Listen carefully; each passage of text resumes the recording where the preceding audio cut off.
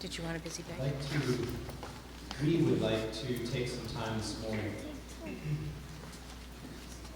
to allow each of you the opportunity to share what might be on your heart. And we're going to take some time to testify, share a memory. If you feel led to pray, if you feel led to read a scripture, we want to just take some time this morning, and we are going to do an open mic. And unlike yesterday, this is totally unscripted. We've not asked any of you to do anything. We're just going to follow what the Spirit would lead. If you are led on your heart to come up and share, we have 3 stations. You can go to either one of these, or you can come up here and use the mic, whatever you feel led to do. We're just going to take a few minutes and, well, several minutes, however long it takes. We won't have a script here. So, but we want to invite you to share what's on your heart and allow this time to be more time of reflection, of healing, of growth, of celebration. I hope some of you want to share a memory that makes us laugh, because we need to laugh this morning too. So, again, we don't have a script here, so I know it's hard to be the first one to go, but I'm just going to sit down. We're just going to follow the Spirit's lead, and feel free to come up as the person before you finishes either side.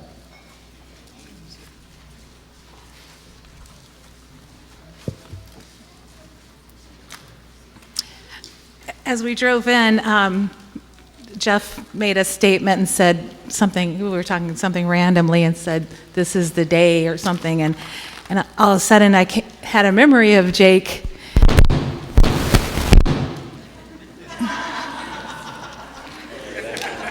It's not a bad one, Jake. My grandmother and my dad and stepmom were visiting us, and we went to Niagara Falls, and Jake was, so him being the youngest, he was probably like 4, and then we had them all up, 2 years apart, so they're all pretty young, and they wanted to see Niagara Falls, and those family members aren't Christians. So it was quite the testimony when it was raining and Jake was running around singing, "This is the day that the Lord has made." And I'm thinking, came to my mind, maybe he's running around in our tears singing, "This is the day that the Lord has made." And let us rejoice. Hello. Oh, go ahead.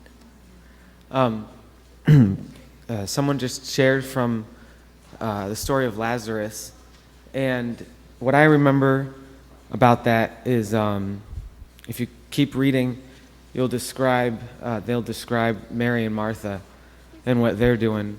But I think more importantly than the story describing how Mary and Martha are handling their brother's death, I just remember that Jews were on their way to Jerusalem from all over, and they stopped to be with Mary and Martha.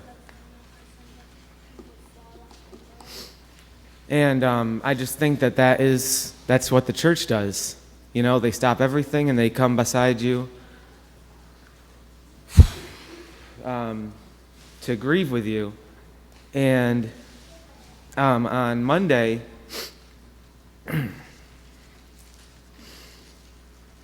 people came from all over, and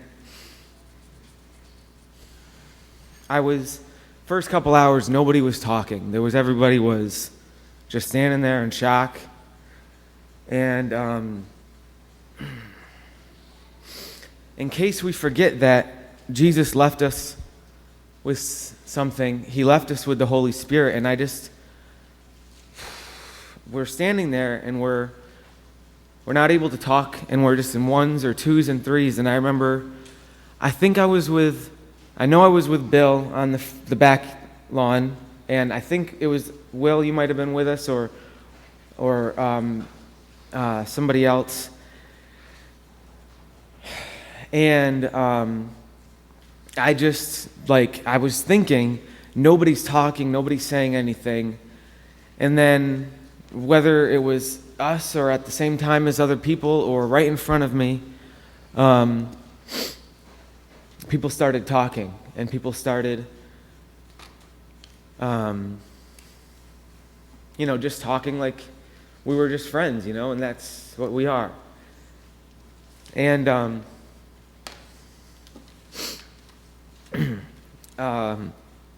later on that night, I saw Chrissy laughing. And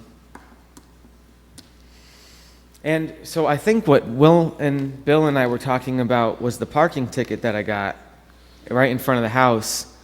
And we were wondering if the police officer that stopped by that day gave me the parking ticket because we couldn't remember it from earlier in the day. And thought that was pretty hilarious. And I could elaborate on that more, what we were saying, but we're in church. And so a funny story, I keep thinking of this, that I keep telling everybody is when we were on our way, I'm trying to remember who was with us. I think Sean was with us, Sean Tobin. And when we were on our way to camp at Letchworth with Jake the week before his wedding, we were in a minivan and the battery died. So only like Jake would, naturally he had this portable charger and he jumped the van. Okay, so that's what you do when the battery dies. You jump the van, and we're on our way. And the battery keeps dying.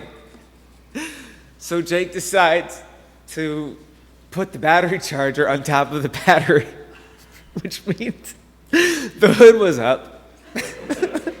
And it's not like 3 hours, but it's like an hour to get there. So for at least half the way there, the hood is up and the battery charger is charging the battery. And it was right around the time that we get to Letchworth with all those nice hills that the battery charger dies. And we're riding around these up and down hills, and we're going downhill, and the wind catches the hood, and it throws it back up into the windshield. And this is a minivan, so it's not some little car, so the metal was bent in the frame of the hood. It wouldn't go down. And I have no idea how we made it down the hill. We couldn't hit the brakes very hard because we needed the momentum to get up the next hill. And if we stopped the car, if everyone's ever had an alternator go in their car, you know that you can't really stop or you're not going to start. So we couldn't stop. And then somehow we get to this parking lot and we decide to camp there for the night. We get the tent out and we get all our stuff out. And we start marching into the woods for it felt like 10, 15 minutes. It's pitch black out. It's because we got a late start for some reason. And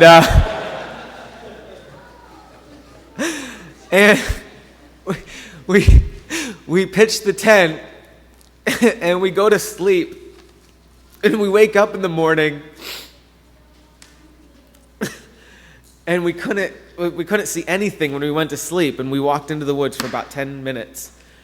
It felt that way. We got up in the morning, and the first thing we saw very clearly through the trees was the parking lot and the van, because we only made it about 10 feet.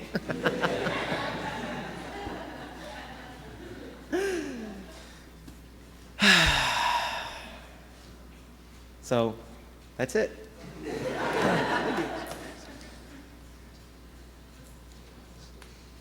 I am one of those persons that will run across. If you tell me, talk about Jake, I will knock everybody down, and I want to do it.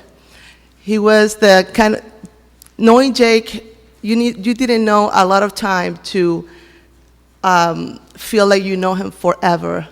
He made you feel like you were special and you were important to him. Memories I have of Christy and Jacob are having fun and laughing. He was somebody that would take his shoes and give it to you. He would take his clothing. You were first, he was second or last or way down the line. I remember struggling, wanted to go back to work with young kids, and how do? I go to work, and I was talking to Jake, and paying babysitter. I don't want to go back to work and just giving my money for babysitting. And he said, "Well, bring them over. We'll care for them. I will babysit for you, and you go to work." And I was like, I don't know. Did he talk to Christy? She knows, or she knows that you want to babysit my kids. But I miss him. I loved Jake. I didn't know him for long, but as I said, he was someone who really make you feel special, and he really listened to you. With Christy, there was always a misunderstanding with me speaking to her in English, and she trying to, okay, what did she say? I remember bringing a bag of clothing for the girls, and I point to her and I said, "Christy, that's for George." For George. And she said, "Who? George?" And I said, "No, yours." George. And then since then, we keep talking about George and how George was doing. Like, yeah, my kids keep talking to me. My son, especially Marcus, "Mom, why don't you go to accent school?" So people. So since then, we'll keep talking about George and, "Hey, what's up? How's George doing?" So those are the memories that I have with Jake. I want to be like Jake, because Jake wanted to be so much like God, and I think the best legacy for me, or the best way to honor him is to live the way that he wanted for us to live, and that was following God and doing good to others, opening the doors, simple things like that, opening the door for people behind you, taking the time to look somebody in the eye and say, "How are you doing?" No rushing. God was about people. God was about loving others, not loving so much yourself. And in today's culture, that's very hard to do. When I met Jake, I was like, "Is he from here? Is he Latino?" I don't know. I think he was born in the wrong culture, because here, I don't want to generalize and say, but it's a culture where it's very self-centered. And we, as followers of God, it's a very hard thing to do when we're in this culture that is about me. And he was not so much about himself and so much about others. And again, I want to be like him because he wanted to be like God. And I want to smile more and to look at people in the eye and say, "How are you doing? Do you want me to babysit your kid? I'm not going to charge you anything. Bring him over." So I love you. And I love Jake. I want to be like him.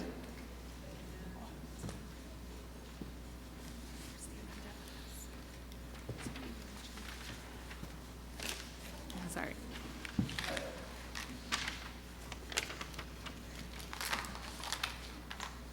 So at Bliss Summit, he was doing verses with me, and I just can't forget 1 Peter 3:12. "Do not repay evil with evil or insult with insult. On the contrary, repay evil with blessing. So for this you are called, you can inherit a blessing." And he was a leader of worship, and he taught me many different kind of songs.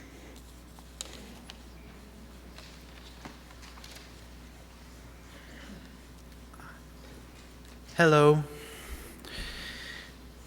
Those of you who know me usually know me only halfway, like I'm usually up there or I'm talking to one of these guys just because I've got nothing better.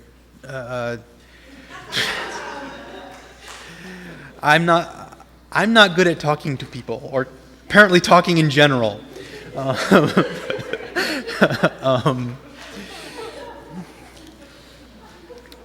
But I'm actually one of the people who live at the house, and when I first heard that Jake was doing the community house, there was this little voice in the back of my head that I've come to recognize very well, saying, "Do that." And I went up, I talked to him, said I wanted to be a part of it, and when he saw me, I'm not sure he fully understood just how serious I really was. But he kind of went with it. He invited me to his wedding and his bachelor party, and there's plenty of stories in there, like the one that Mike just talked about. But one of the things that I thought was kind of...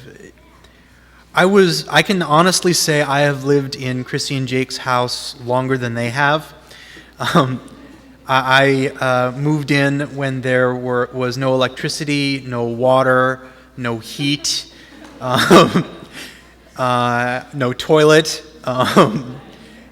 At the time, I was working as an adjunct lecturer at SUNY Brockport, and I would ride my bike to and from the house in order to get to the bus to get to Brockport.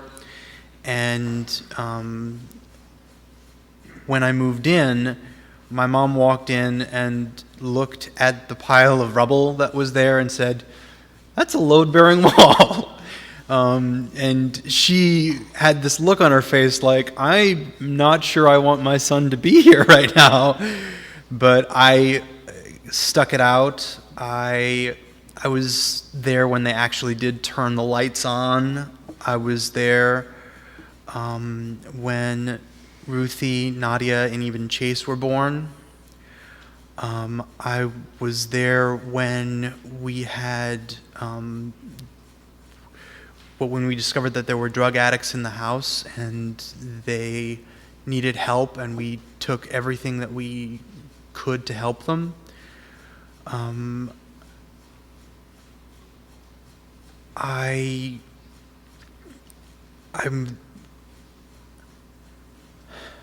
cannot express how much gratitude I have for Jake and for Chrissy for letting me be a part of their legacy.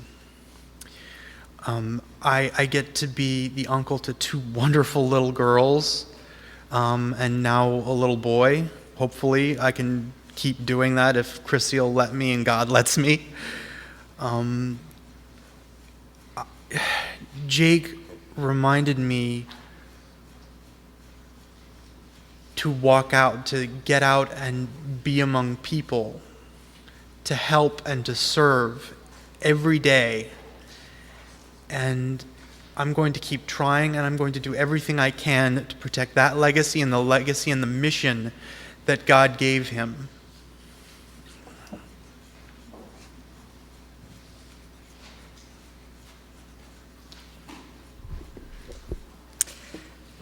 I'm going to read a scripture, and if you want to follow along, it's in the Bibles in the chairs. It's on page 1148. It's 1 Thessalonians chapter 4, verses 13 through 18. Brothers, we do not want you to be ignorant about those who fall asleep, or to grieve like the rest of men who have no hope. We believe that Jesus died and rose again, and so we believe that God will bring with Jesus those who have fallen asleep in him. According to the Lord's own word, we tell you that we who are still alive, who are left till the coming of the Lord, will certainly not precede those who have fallen asleep. For the Lord himself will come down from heaven with a loud command and the voice of the archangel and the trumpet call of God, and the dead in Christ will rise first. After that, we who are still alive and are left will be caught up together with them in the clouds to meet the Lord in the air. And so we will be with the Lord forever. Therefore, encourage each other with these words. I think of, when I was reading that, I think of when I was younger. I moved across country several times to places that I didn't know anyone, and I didn't know if I was going to be able to go back to where I lived before. And when I would say goodbye to friends before moving, particularly to Christian friends, it was hard because I would literally be like, goodbye, I don't know if I'll ever see you again in this lifetime. And it was always a comfort to me to know that I would be with them for eternity in heaven. And that's how I would say. And so reading this kind of reminds me of that, and that we will be spending eternity with Jake. And to me, that's a comfort, even though it's sad now. We have eternity to look forward to, and that's a comfort. And when you have to say goodbye.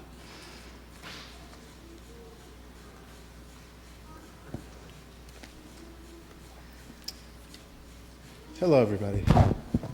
I'm Robert Young. I wanted to talk about Jake Baxter a little more and elaborate on how crazy he was. I just said he was crazy yesterday. I just want to elaborate on that. Actually, and I want to extend the story of that camping trip that me and Mike and other guys were on. So that trip scared the crap out of me. He had the battery in that car, and it broke down, and we're sitting there in the middle, like pitch dark woods, Letchworth State Park.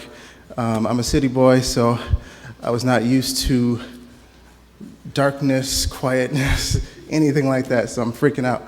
I walk out the car, and I'm like, God, is this it? Is this like, is a bear gonna come maul me or something? Like, what's going on here? But there's something about Jake Baxter that calmed you in those situations. I kept asking him, are we doing illegal stuff here? Am I gonna go to jail for this? Because they had some crazy ideas that were freaking me out at the moment. I'm a law-abiding citizen. I love Jesus. I didn't want that on my record, so. But it's crazy. He was very adventurous, and he really changed a lot about just my life. Changed my whole perspective about adventure and going out and doing and going hiking and going camping and going canoeing and all this type of stuff. Now I live in Virginia, and there's mountains everywhere. So I think of Jake all the time. I'm like, what would Jake do if he was here? Like, he'd probably climb this mountain, or he'd probably canoe down here, or he'd probably do whatever. Like, it's just the amazing friend that he was, like, kind of rubs off on me. So, and that's what friends are for, to rub off on you. So, I wrote down some stuff, but it's so scribbled that I can't even really read it myself. Kind of dumb, but I had a scripture verse, and it's a really simple one that we read since we were little children. It's the Beatitudes, Matthew 5:3. Blessed are the poor in spirit, for theirs is the kingdom of heaven. Blessed are those who mourn, for they will be comforted. Blessed are the meek, for they shall inherit the earth. Blessed are those who hunger and thirst for righteousness, for they will be filled. Blessed are the merciful, for they will be shown mercy. Blessed are the pure in heart, for they shall see God. Blessed are the peacemakers, for they will be called the sons of God. So, I don't know about you, but all those kind of remind me of Jake. Maybe not the mourning, that's probably us, but it's just, he showed so much love and compassion for other people and his community and his house, his family. Everybody's a brother of him. Everybody's a very close friend of his. He had so much time to spend with everybody. I don't even know how he had time to spend with me, even though we had a great bond. Like, I'm so happy to have been his friend, and I can't wait to see him again. And it's so crazy that I look at the stage and I see that empty mic, and it's just like, I can just see him there praising God, and that's what he's doing right now. And as crazy as he was when he was playing guitar, and as crazy as I was, like, I know that he's always going to be my brother. And it's crazy because this black kid is an uncle of Jake Baxter's kids. Like, Ruthie and Nadia and Chase they mean everything to me. It's like my own niece and nephew, because Jake was so crazy to extend everybody in his family. And Jake did other crazy things. People lied on him, cheated on him, stole from him, everything. And he forgave. Now that's crazy. That's crazy. The Rochester way, I mean, there's ways that, the Rochester way of dealing with those type of things would end you in jail. And you know I don't like jail, so, and breaking the law. So to see Jake show mercy and peace, and he was a forgiving person, that was really crazy. And there's nothing wrong with crazy. There's nothing wrong with being that type of crazy person. So I love Jake. I love Chrissy. I love you all. And I think that's all I have.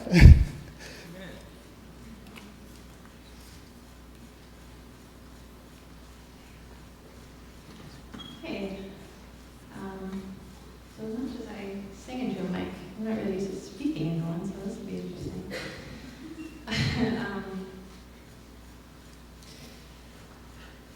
I've just been really dwelling on the book of Ephesians for quite a bit of time now, even before this week, and I just wanted to share all that with you.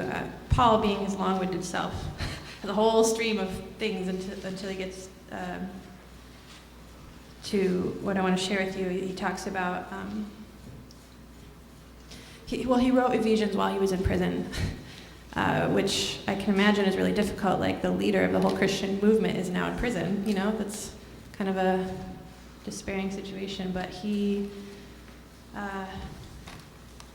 just encouraged them, and he talks about them being citizens of God, and Christ being the cornerstone, and you know, I hear so many people say, like, I can't believe Jake chose to be friends with me, you know, and like that just, I keep thinking that, like, I can't believe Jesus chose to be friends with me, you know, and how we have access to God, the God of the universe. And so saying all that, Paul says, so I ask you not to lose heart over what I'm suffering for you, which is your glory. For this reason I bow my knees before the Father, from whom every family in heaven and on earth is named, that according to the riches of his glory he may grant you to be strengthened with power through his Spirit in your inner being, so that Christ may dwell in your hearts through faith, that you, being rooted and grounded in love, may have strength to comprehend with all the saints in heaven, including Jake, what is the breadth and length and height and depth, and to know the love of Christ that surpasses knowledge, that you may be filled with all the fullness of God. And then I just want to share one more thing, because this week the amount of support and people just coming to be with us at the house has been amazing. And it's been a beautiful picture of how God has knit us all together, and we're all family. And so I think of you all and everyone who has come together over this.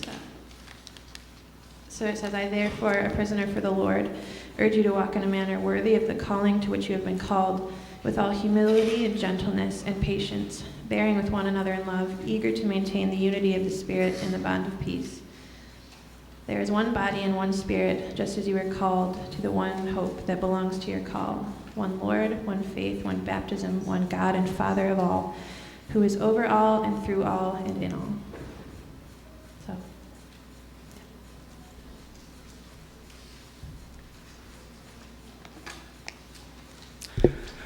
Hi, my name is Lynn. I'm new to New Hope, and my connection with Jake is through the softball team. And I'm still amazed that when he would text everybody about where they were going to come, and he always had time. I don't know late at night he was texting people. So amazing in that way of just being able to provide and that time to connect with people.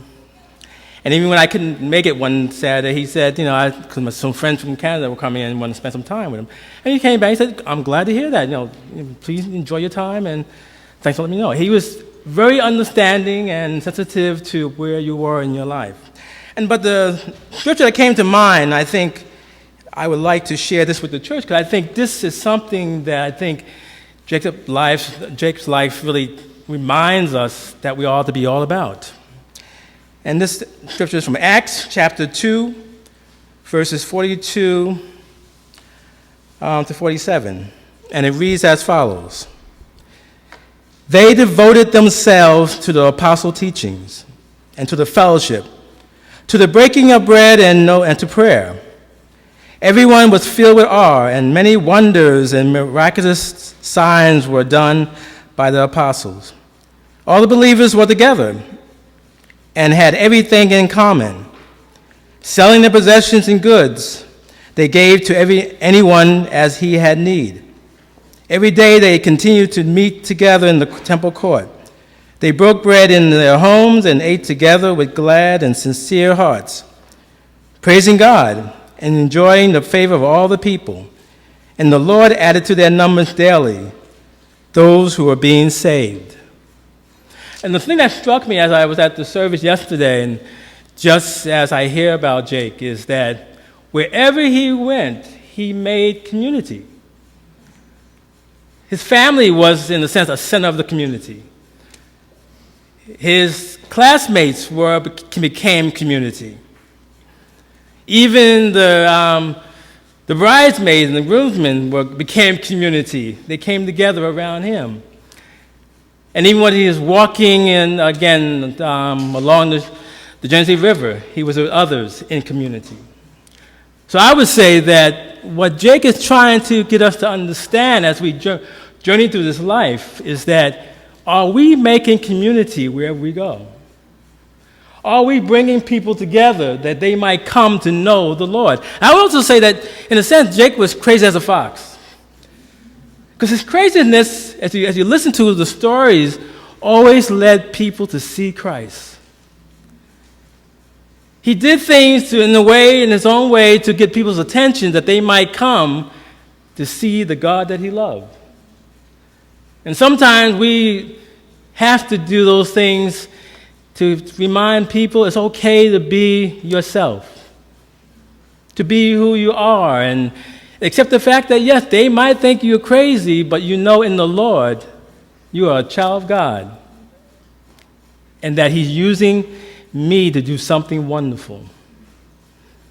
Now, that's the first time I heard the story yesterday about he wanting to be punched in the face. I never thought about that. But it brought back a memory for me. I remember as a young teenager who liked to fight all the time, coming to terms with my faith in the Lord and being punched in the face and not fighting back. In a sense, this story kind of helped me to come in touch with some part of my past experience. And I think Jake had a way of just touching people as I was listening about him. He just kind of brings people back to a story in the Word of God that just helps us to be understanding where God is wanting to take all of us. That if we continue to live out our lives in community, Jake's memory never gets lost, never is forgotten, never is it far from us, but is always with us as we journey. And I have to get, Chrissy, you allowed Jake to be all of those things. You became one with him and became part of that journey, and that's also amazing. That you allowed him to be who he was, because he was out there spreading himself everywhere for the love of God. And we can't recognize Jake without also recognizing Chrissy and what she allowed that family to become, that God's will might be done. Thank you. So, like many of you, I knew Jake as a worship leader and a fellow member at New Hope here. I also knew Jake as a coworker at CA, and working with him briefly in that. But I first knew Jake as a youth leader. I think I actually convinced Jake and Chrissy on a long hike on our first youth trip to stick around, and we needed a youth pastor, so I just wanted to talk about that experience. The first youth trip that they came on, we started that youth trip with a crazy journey to get to the park, using some crazy back seasonal highways. And I remember being in Jake's car, and my mom was driving in front of us in the truck, and she had her hand out the window, you know, just kind of like catching the breeze. But Jake was like, is she trying to like signal to the people behind us? So he's like trying to do everything that my mom's doing. Because Kenny's behind us, and he's not sure if he needs to notice. Yeah, driving in Jake's van was an experience, and from Kenny deciding to rear-end the car at a stoplight with his car, and Jake being like, hey, to having some like ridiculous dance parties going down the road, probably a little bit too fast. And he's driving and still dancing, so, you know, he kept it real. While being on youth trips, he made up a game called Beat Down, in which we all stood in a circle, and one person was in the middle and trying to dodge everybody throwing this ball at them as hard as they could.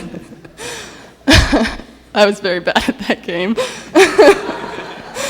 And the point of the game was to try to get out of the circle by catching it, or getting the ball out of the circle with having the least amount of hits. I think I probably had the record with like 35 hits, because I just like sat in the middle like, make it stop. But, you know, he was really good at it, so. Okay, so the best story from that trip, though, the adults had decided they wanted to take a nap, and we were like totally not for that. It was the youth trip, so we were like, let's go like creek walking. So we went down into the creek, and after like not a lot of time, some of the guys found a clay deposit in the stream. And, you know, I think it was Matt Traylor, our pastor's son, and probably Kyle Little, who decided that they wanted to start rubbing this all over their bodies, which is very in character for them. But then Jake decided that we were going to cover our entire bodies in clay and become a new species of people. And some of the girls were really not excited about that, but with some convincing, we convinced everyone except Ben. Ben Miller decided not to come with us. Yes, so we are all covered in clay. I don't know if you guys saw the pictures in the slideshow yesterday. There were a couple pictures of us looking kind of crazy with our little hand signals, and not able to smile was another one. So we snuck up to the camp, and all of the adults were just waking up, and they woke up to this horde of like zombies like trudging towards them, not smiling, with clay all over them. Yeah, and kind of freaked out by that. And then he decided that we needed to go get washed off, obviously, so he took us down to like the washing station where they would like wash off the trucks and stuff as they left. And the water was really cold. But but he rinsed all of us off one by one and like did a ceremony of bringing us back to humanity, like, and reality. It's like, I now bring you back into your humanness as he washed the clay off us, each of us. And it was just a really very Jake memory. And so I think that beyond every way that I knew Jake, I knew him as someone who was so playful and eager to have fun. So I just had to share that.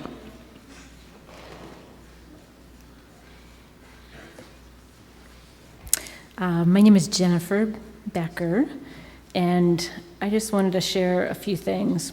One I shared on Facebook, but I'm not sure if everybody saw it, so I just wanted to share my last memory of Jake, which was at our church picnic last week. And he had put that, like, I don't know what do you call it, like a rope thing between trees for the kids to go across. What is it? Slackline. So he put the slackline across. And it was mostly kids, but I was like, oh, I want to go see if I can do that and see how far I can get. So I got in line behind the kids, and I got up there, and I'm thinking, I used to have really good balance, right? So I got like one step before I fell off. And Jake is like, oh, that's really good. It's amazing how difficult it is to get one step on this thing. And I just thought, that is so Jake. It's so encouraging. And that's the way he always was.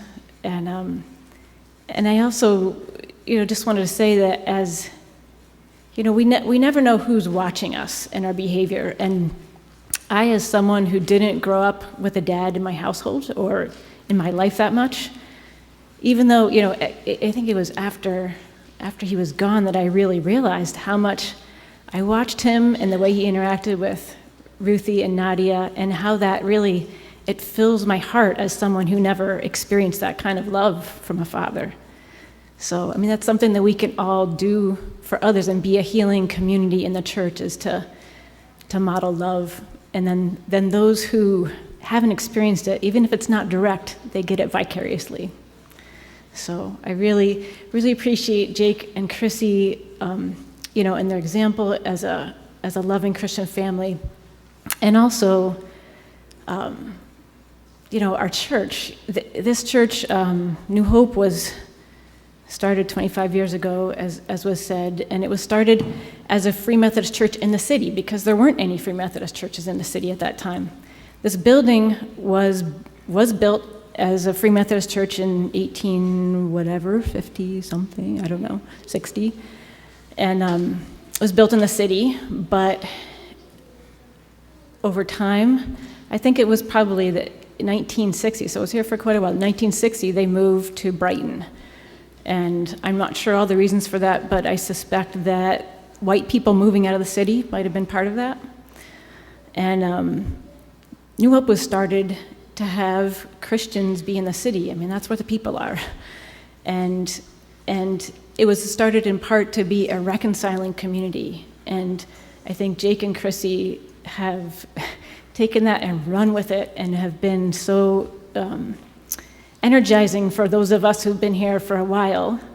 And examples, I've talked about how their household is kind of like the opposite of ours as far as being open. We're all introverts, and we kind of like our space and our time but they're a great example for being open to others. And I know it was already shared from the Sermon on the Mount, but I also wanted to share that, but from a different version. This is from Eugene Peterson's The Message. And this just reminds me a lot of Jake and Chrissy. And also, there's other things that we can learn from this.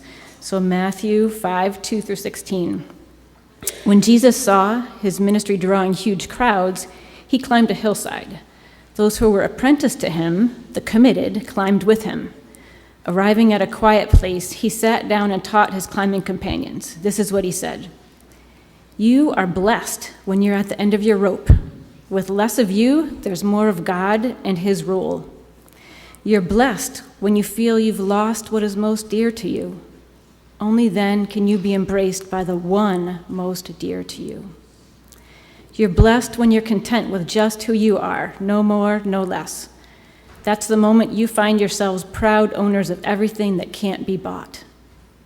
You're blessed when you've worked up a good appetite for God. He's food and drink and the best meal you'll ever eat. You're blessed when you care. At the moment of being careful, you'll find yourselves cared for. You're blessed when you get your inside world, your mind and your heart, put right. Then you can see God and the outside world. You're blessed when you can show people how to cooperate instead of compete or fight. That's when you discover who you really are and your place in God's family. You're blessed when your commitment to God provokes persecution. The persecution drives you even deeper into God's kingdom. Not only that, count yourselves blessed every time people put you down or throw you out or speak lies about you to discredit me. What it means is that the truth is too close for comfort and they are uncomfortable. You can be glad when that happens. Give a cheer even. For though they don't like it, I do. And all heaven applauds, and know that you're in good company. My prophets and witnesses have always gotten into this kind of trouble. Let me tell you why you are here. You're here to be salt seasoning that brings out the God flavors of this earth. If you lose your saltiness, how will people taste godliness? You've lost your usefulness and will end up in the garbage. Here's another way to put it. You're here to be light, bringing out the God colors in the world. God is not a secret to be kept. We're going public with this, as public as a city on a hill.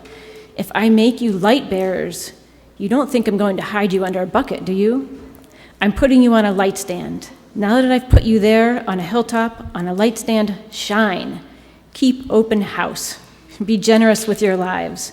By opening up to others, you'll prompt people to be open with God, this generous Father in heaven.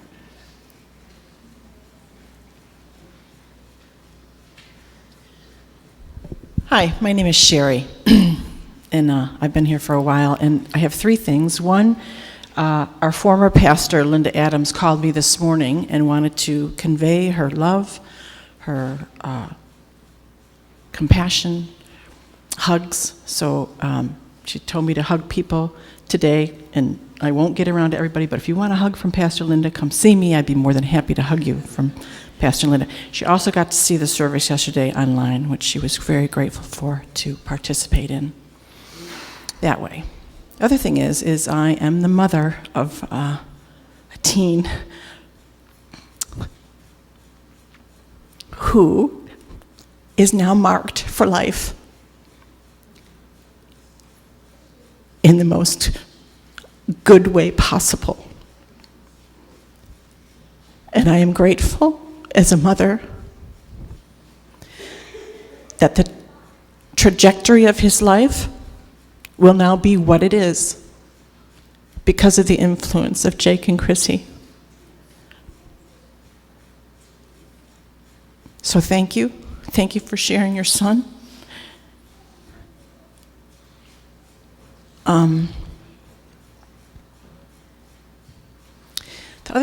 The last thing is I'm a singer, and everything I do in my life, whether I read, whether it's joyous, whether it's sad, whatever, it just comes out in song, and that's just the way it is. So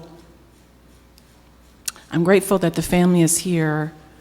I just want to sing comfort.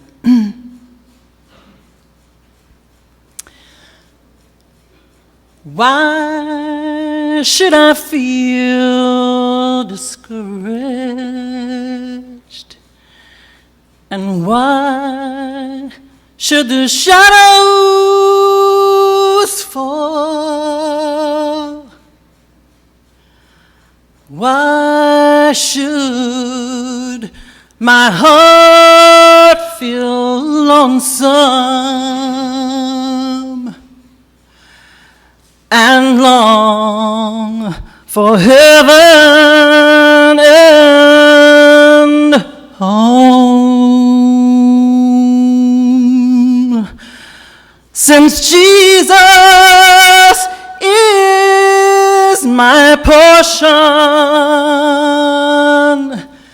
my constant friend is He.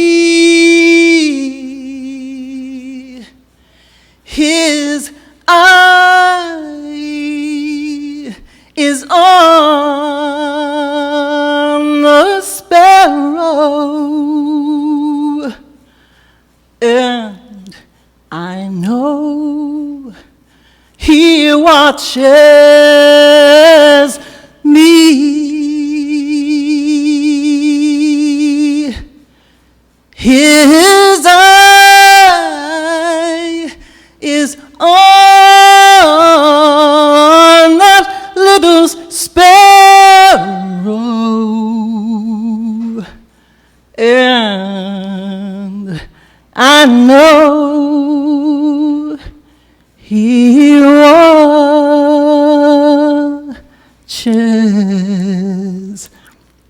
me.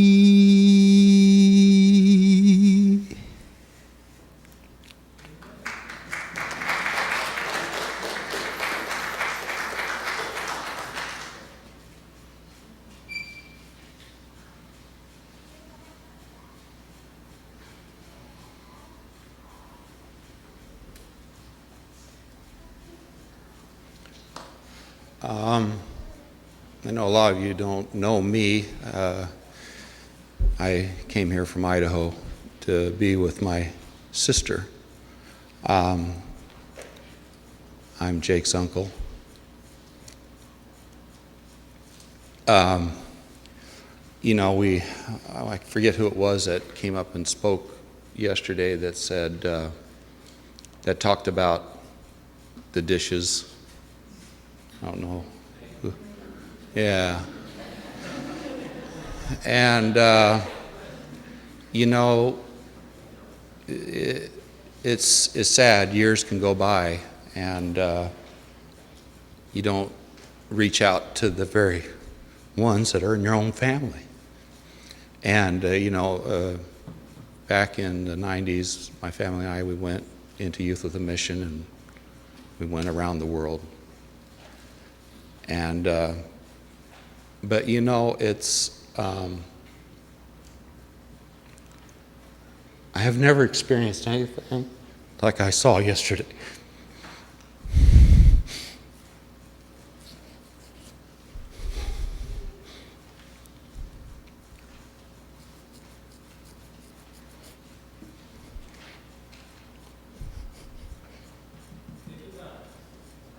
Thank you.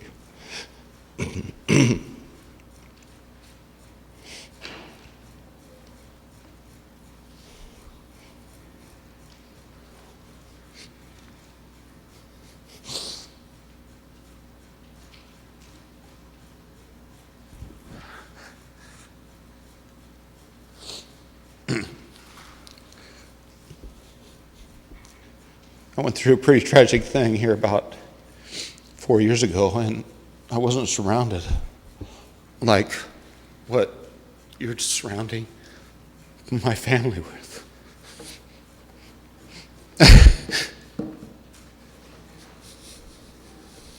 And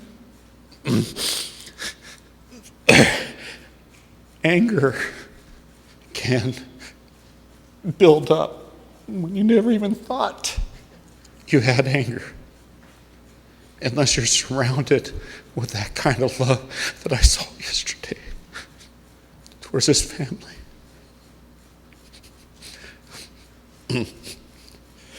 I want to just tell you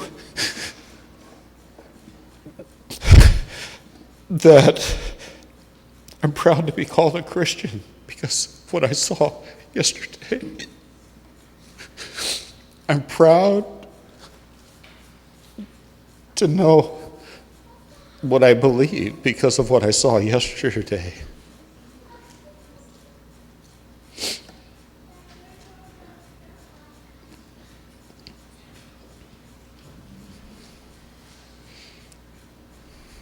If you love everyone like that, there's nothing you can't do.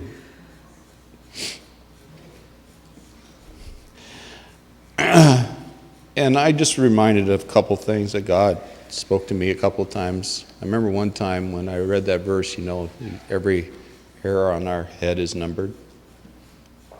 And it just kind of got this revelation that this one is number 3. You know, it's not that he knows how many, I mean, he knows each hair. He's intimate. And the thing that I wanted to say too is the fact that the love that you show, not just in support for what's going on, but when Jake was here, the support that you showed for him to express his life the way he expressed it. You know, there's a lot of churches, there's a lot of people that want to put you in a box. And it reminded me of another thing that I felt one time, because it was like I always felt this constraint to be decent and in order, right? Because you see it in God's word, decent and in order. And I meditated on that. I was on my way to Thailand, and I was meditating on that because at times I really didn't want to be decent and in order the way I was seeing decent and in order. And it was like we were driving on the way to the airport, and I'm looking out the window and I'm watching we're going through the forests. And I used to hunt, and I would remember having to walk through the areas where you can even hardly walk. And that's decent and in order to God, because everything falls and creates this ecosystem that God created, and it all nourishes one thing after another. It all happens, and then to us it looks disorderly, looks out of place. You're not out of place. No matter how you express that, and that's you just singing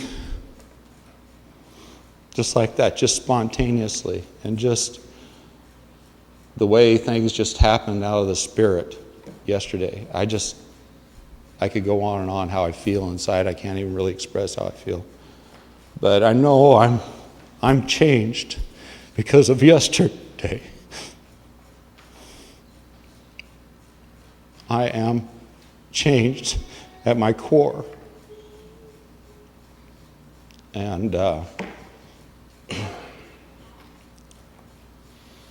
anyway, thank you for being the church. Thank you for being Christ. Thank you for being Christ. Each one. Thank you.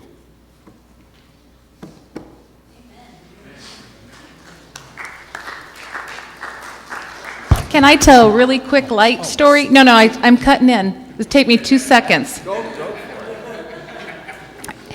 Jacob, when I think he was 9th grade, 8th grade, he saved up and bought a go-kart.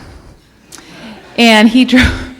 It really didn't work half the time, but he didn't have any gas this one particular day. And we lived in Castile, and probably, dear, how far to the gas station? A mile. He drove his go-kart to the gas station. Well, the gas station, they have full service. So he sat in the go-kart and got, let's say, $2.84 worth of gas. And the girl, who was a high school friend, and maybe he had a little crush on, filled him up. He gave her $3 and said, "Keep the change."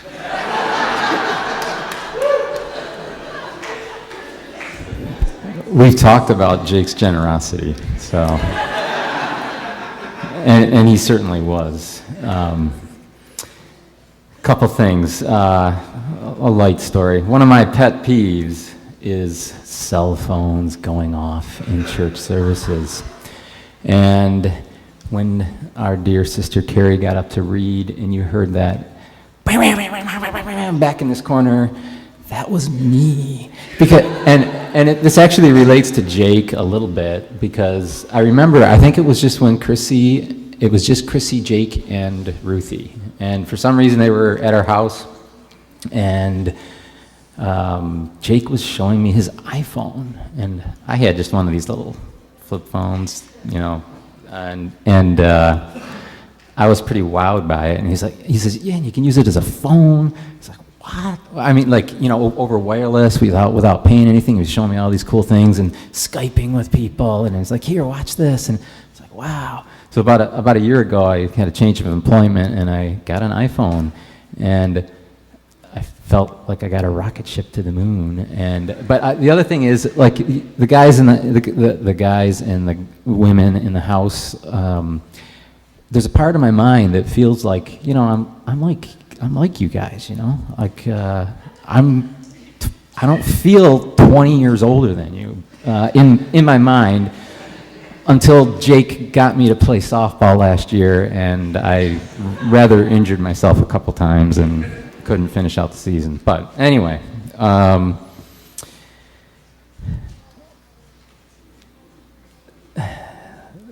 one other thing that I wanted to say to Chrissy that I've been able to share with some of Jake's direct family members is that just his, whether it was 10 seconds, 5 minutes, or 30 minutes, the thing that's really going to stick with me is just his look in your eye. And you've heard it 100 times, 1,000 times this week. He was present. That's really special, and his smile. He's just got this smile, and that's a lot what I remember. So this morning I got a text from Pastor Scott to ask if I would read Job 23, and I said back, I actually have learned how to text at least by speaking, which sometimes can be disastrous too. That's another story. And so I said yes without looking at the passage, and then I was running late, and I actually didn't really get a chance to read the passage until I got here. And it's like, whoa, he wants me to read this passage. And then I just have to say, yesterday, three things just came together, including what Uncle Billy said. And first, three things came together with this passage. I think it was Jake's older brother Jesse yesterday who talked about how he'd rather, you know, sit at a bar with a pirate with a peg leg and an eye patch and a hook on his arm that's gone through a lot of stuff in life, rather than just having a conversation with someone who's just kind of like unscathed and doesn't really feel and doesn't really know life. And Jake's mom, Debbie, I'm sorry, okay, just what you prayed this morning about how people, you know, they grieve without hope, and then just what you just shared a minute ago about anger that you had. Our God is a big God, and Jake knew that, and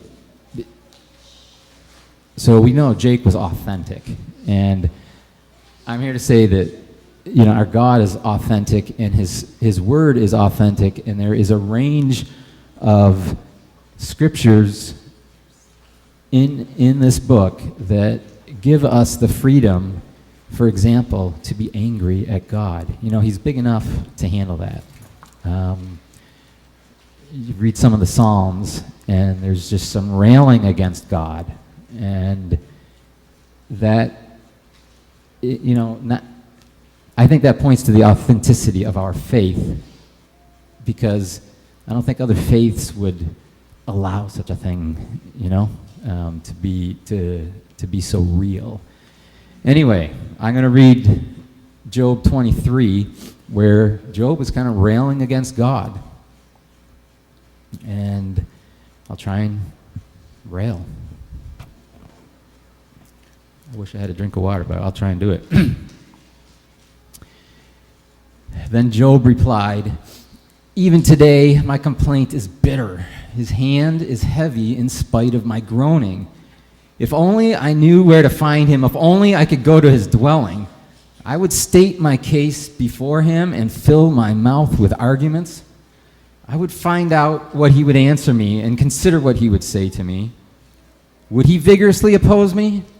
No, he would not press charges against me. Excuse my eyes. There, the upright can establish their innocence before him, and there I would be delivered forever from my judge. But if I go to the east, he's not there. If I go to the west, I do not find him. When he's at work in the north, I do not see him. When he turns to the south, I catch no glimpse of him. But he knows the way that I take. When he has tested me, I will come forth as gold. But he knows the way that I will take. When he has tested me, I will come forth as gold. My feet have followed closely his steps. I've kept to his way without turning aside.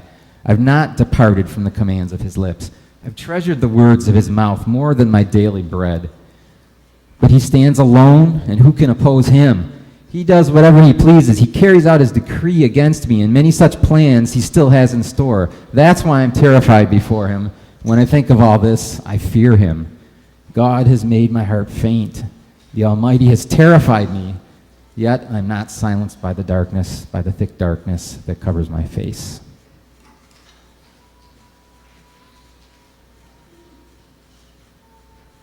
Hallelujah. I need the princess to interpret for me because my English is poor. Hallelujah. Yeah, Imana ishimwe. Praise God. Yeah, biragoye kuvuga ngo Imana ishimwe kuri uyu munsi. It is hard to say praise God today. Ariko kubera kuko turi abakirisitu. But because we are Christian, turabivuga. We are able to say it. Yes, ashimwe. Praise God. Jewe ntabwo nkunze kuvuga cyane kubera ururimi. Usually I do not speak often because of the language. Ariko uyu munsi byabaye ngombwa ko mvuga. But today I do not fail to stand up and say something. Numvaga umutima wanjye udakeneye guceceka. My heart was racing to stand up and say something. Yes, ashimwe. Praise God. Naje muri iri kanisa mbere ya Jake. When I became a member of this church before Jake. Jake azari gusangamo. Jake came finding us here. Ariko kuva aje twahise tumumenya. But since he came, we knew him immediately. Yamenyanye n'uyu mwana wanje Princess. At first, he became friends with Princess. Hi. Yeah. Aratwishimira. And he was so happy to meet us. Akadusigira abana be Nadia na Rusi. And he would leave Nadia and Ruthie with us. Tukabararana. And would spend a night with them. Kumva ari nk'umwana wanje Jack. And Jake, I felt like Jake was my son. Ikindi Jack yageze aza mwacu.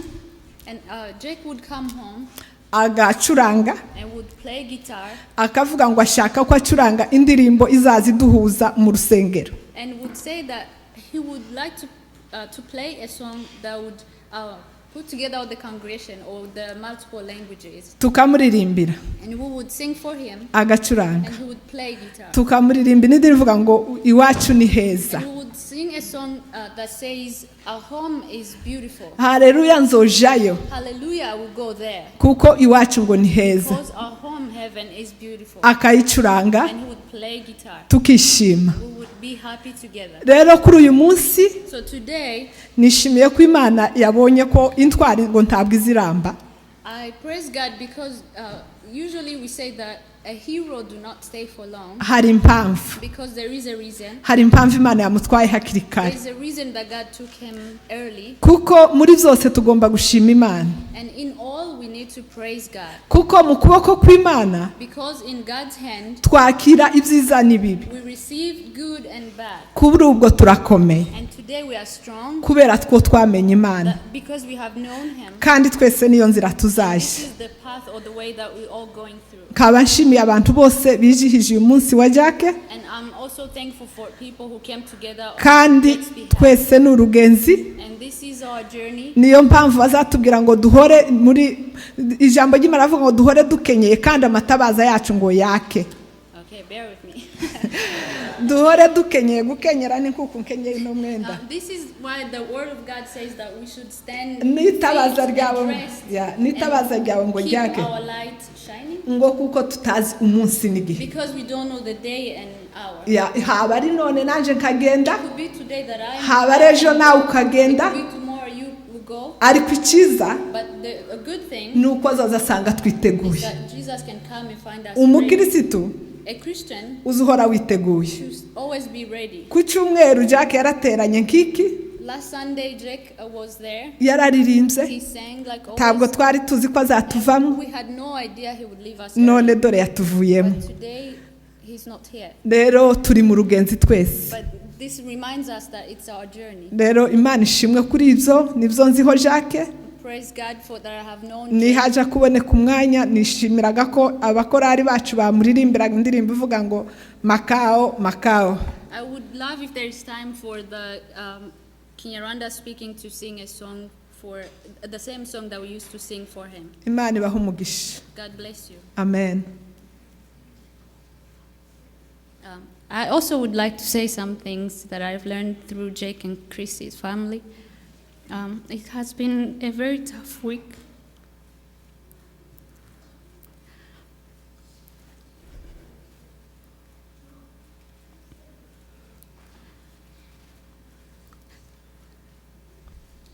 I don't know if shame on me that I still don't believe that he's gone.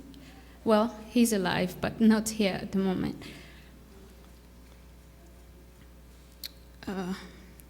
Jake, when he first came, it's funny because you would feel like you're the only person that he's friends with and has time to talk to at church. But yesterday proved us wrong.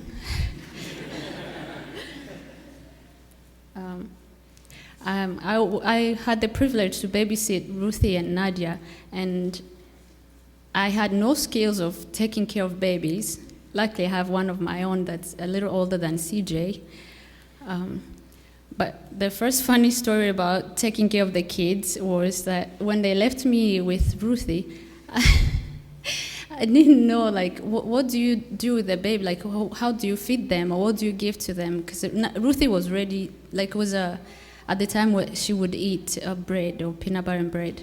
And and Chrissy left me a note. She said, okay, at this time she would take a nap, and at this time you give her peanut butter and jelly already. So time comes, Ruthie is awake, and it's time to give her peanut butter and jelly. And I had no idea if I would scoop peanut butter and give to Ruthie, and then scoop jelly. And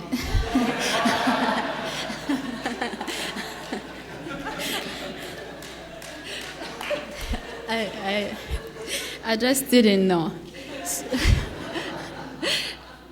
But my youngest sister, Sandra, knew better than I.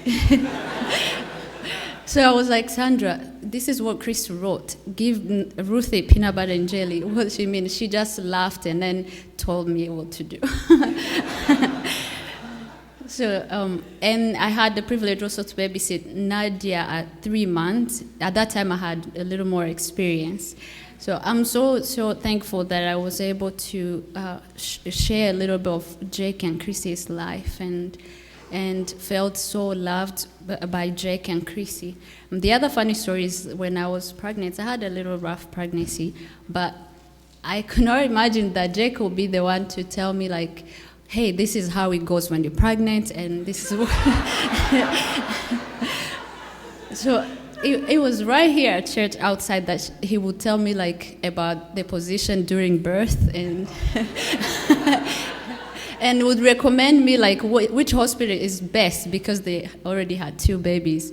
And so I was open to talk to other people, but Jake was the first to take me on the side and tell me, like, hey, this is what you do. And talk to Chrissy. He would say that last, but he would share all he has learned with Chrissy at the hospital, I guess.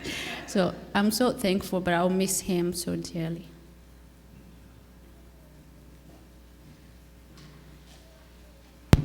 First of all, to the bereaved family, you do have our prayers and our love and our sympathy.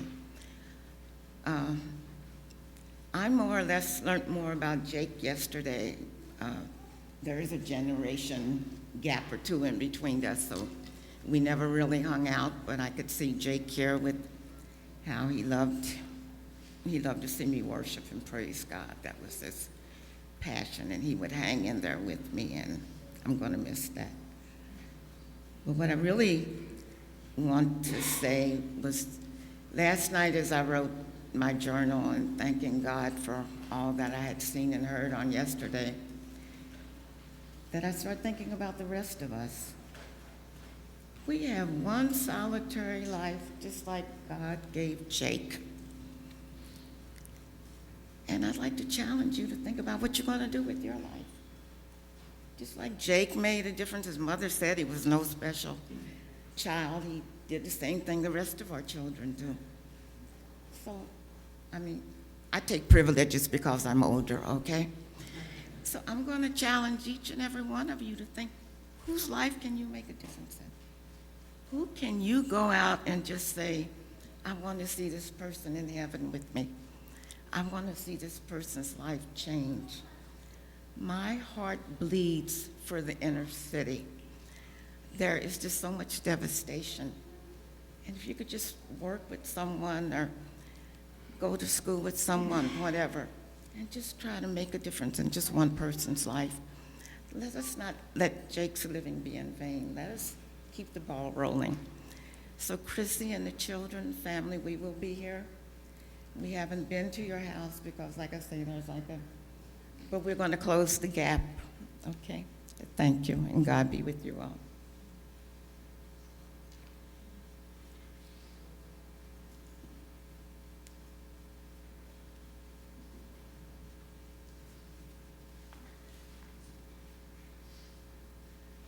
I feel like I should be wearing a hello, my name is sticker, Michelle. It's been 8 months, but I'm here, and thankfully I got to process it in Africa before coming back, but I didn't think it was actually going to be this hard, so got my tools, got my water when I need to pretend to choke back the frog and not actually drink anything, and tissues, but I apologize if I pass out. I haven't eaten since Monday, and well, except on the plane, but it immediately came back out, so whew.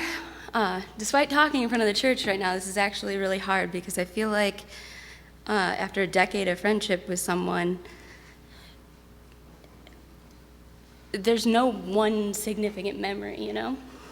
But we're gonna go back to fun stuff first so that I don't, you know, be all tears, because no one wants that, because I'll just be standing here looking, I'm a terrible crier, so that's why I don't do it in public, so you don't want to see that.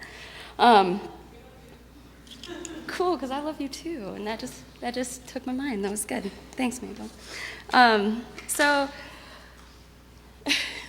first meeting Jake, I kind of knew like would be, I guess I didn't know it would be attached to the hip for like 2 straight years, but it was hard to find someone who had the same kind of commonalities, and I know we heard a lot of things like in the last 24 hours here of stories of Jake, so none of these things will come surprise if you know me too, but we really bonded over the fact that we had late nights and weird sleep schedules, and I think I have like lots of little notes because there are lots of little anecdotal memories and stuff.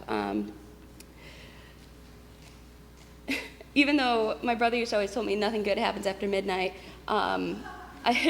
so don't hang out with boys, especially in college, after midnight.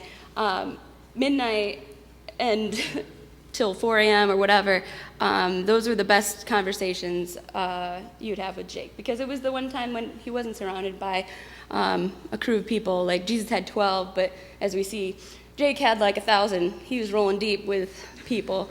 And that's when you had like those times when other people were falling asleep. So if you really wanted one-on-one, sometimes it would be those hours. During my freshman year, actually, we stayed up probably every night at Infusion, and just he shared his love song to his Savior with me, and because he was going to play it at doing testimonies, and then we were talking about it, and he encouraged me to do my testimony, which meant then I was going to get baptized, and I hadn't been baptized, though I had been saved for several years. And so I made him my towel boy for my baptism and stuff, and I just think about all of our dream chats and stuff, so anytime I think about my baptism, I reflect on Jake. We also are similarly late to a lot of things, late arrivals, procrastination stuff, and I think about his freshman year at Brockport. He had been sick a lot and had Amy's wedding, and so he had missed a lot, and so like the last week of school, me and some of our friends ended up writing a ton of papers for him, trying to get everything done, and the very last night I was in my dorm room, and where I stored his drum set like every week for CA, so that was kind of cool. It's when I got to practice my drumming skills my freshman year, which no one in my dorm loved, but he stayed over the last night, and I was up too because I had probably a paper and I hate words. So we just pulled an all-nighter trying to get everything done and woke up. Both of us had fallen asleep on respective desks in this empty dorm room. And I was like, finally done. I'm going to go run and hand this in. It's like 10 minutes late, but I'm sure that's fine. I can just charm him. And he looks at his paper and it's like 2 sentences, and he's like, yeah, I'm not coming back to Brockport, I don't think. I think this ship sails. And so that was the end of that. But it was still a fun night, and it was worth the 2 sentences of energy, I guess. Also, love for athletics. I mean, I don't know how many sports games and things, and hanging out in Leroy and doing softball with your church, and going to every time I see. I think Calvary Baptist Youth and stuff, but it's that TCYB or whatever yogurt place, and I've never had yogurt there, but every time I see the sign, I always think of you guys, and I'm like, oh, Jeff, man, let's go play some softball, and then eat yogurt. We also had a love-hate relationship with police officials, and there are numerous stories of us in law enforcement, and one that I just happened to think about today was, for whatever reason, we were just wrestling around at Leroy High School, and I tore his shirt, and cops came and looked like I was beating him up or something. It was that poker shirt that he always wore with like the 4 cards. And so he's got that hole, and I feel, Amanda, did we ever sew that? Okay, good, because that's a legendary shirt. And we ended up getting booted out and stuff, and I don't know, terrible times with cops. We both shared a teenage passion for Mountain Dew and Pez, most incredible Pez collection I've ever seen of someone, and Bill Murray movies, bonding over our struggle with readers and that type of discipline, because neither one of us really enjoy reading, and for a long time that was difficult, because when you bring in the Bible and God until you have phones and stuff that can actually play the Bible. So that was a struggle for a while for both of us that we would keep each other accountable on. We could MacGyver things out of nothing, random solutions and outside the box thinking, and just kind of his creative side, like how Chrissy was saying yesterday when she liked watching people, that he would get to argue with him and stuff. Like, I think about that, and I think about his password for the wireless network at the commune and how it's simple, and that's it. It's simple. And I just love every time he has to tell somebody the password, that argument that starts up. What is it? It's simple. But okay, well, like capital letters, what are we looking at? Word? It's simple, plain. And it could go on for an hour before someone gets it. And one commonality that I started to see with a lot of people's stories yesterday, like, and how we're like encouraged to be there for other people and stuff, and just like how he did. And I just think about, like, everybody knows him because of these various things. Like, he helped you move or something. That's huge. He was always first there to help you move. And the last time he helped me move was when I was moving from Buffalo to Rochester to come to New Hope.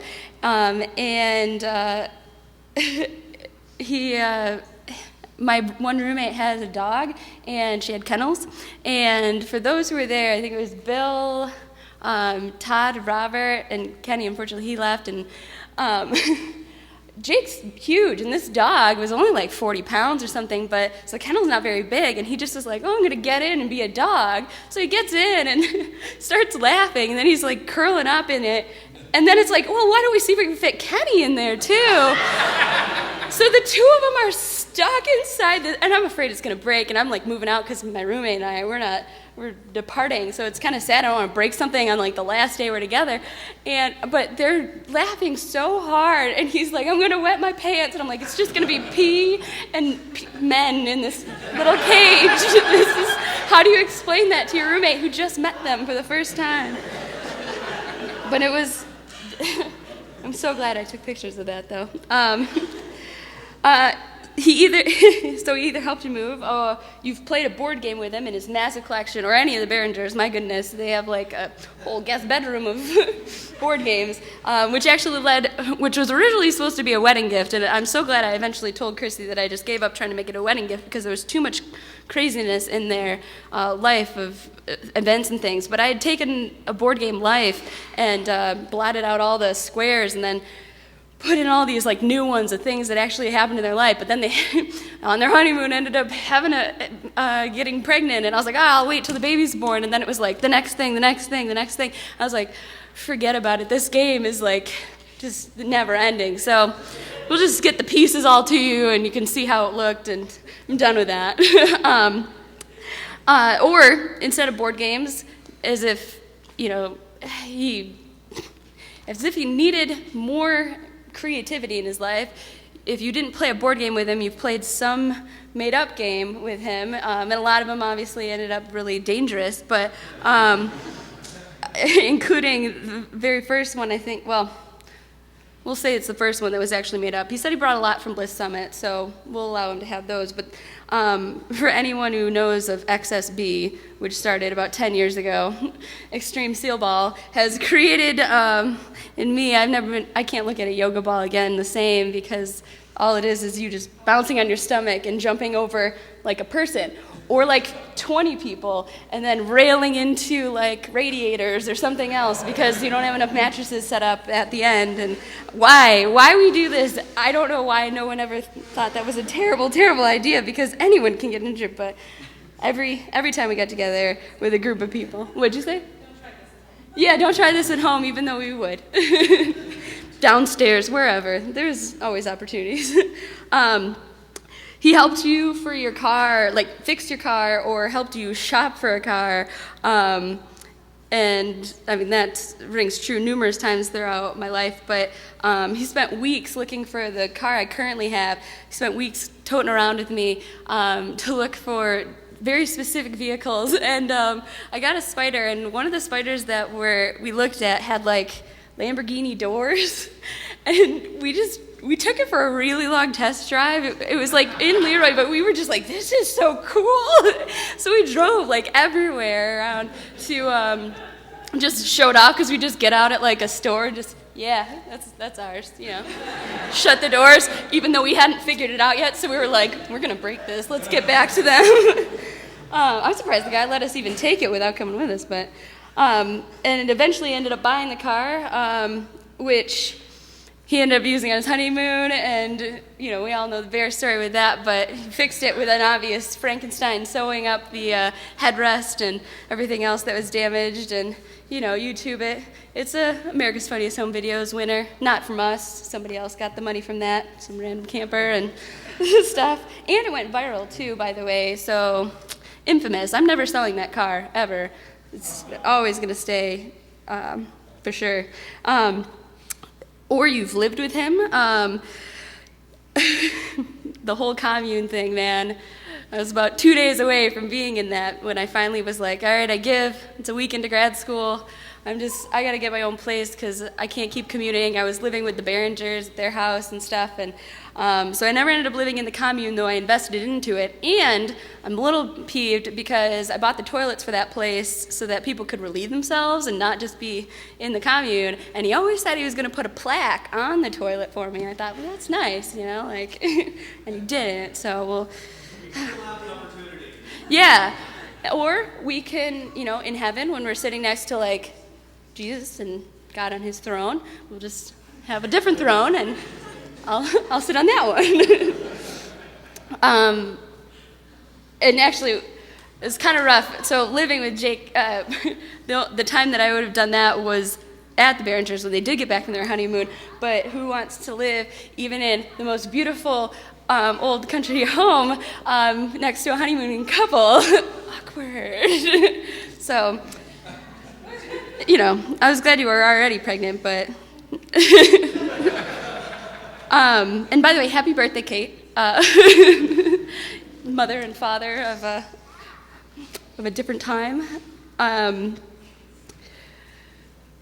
If you didn't do that, you've road tripped with him. Lots of different road trips with him. We would take trips where we would just drive around because gas was like $1 or something, so that didn't matter. And this was in my old car.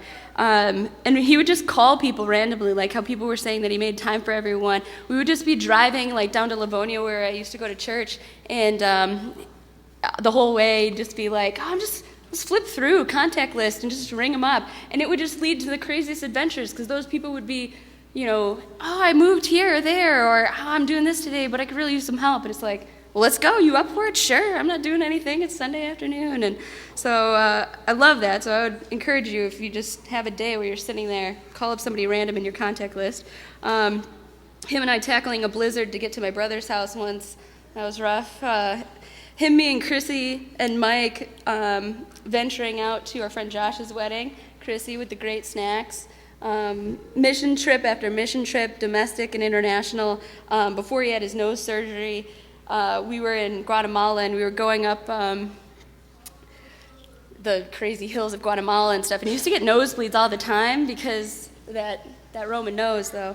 And it was like day one, and we're going up the mountain, and terrified obviously of like falling over because you're just on this like little minibus or whatever, and his nose starts just bleeding, and it just starts coming out, and we had just gotten like juice or something, which we definitely needed at the time because we were all terribly dehydrated, and just still had my juice, and it was just like, all right, just start pouring it in. I'm not going to drink that anymore. It's just disgusting, orange juice and blood. But finally we got like tissues and things and just plugged him up, but it didn't stop for like hours. It was terrible.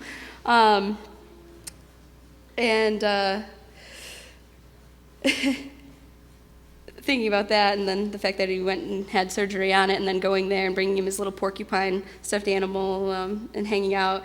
And it's not like the first time we've hung out at a hospital, because that's another thing. If you didn't do a road trip with him, you've either gone to the hospital to visit Jake or Chrissy with the girls, and more recently a boy.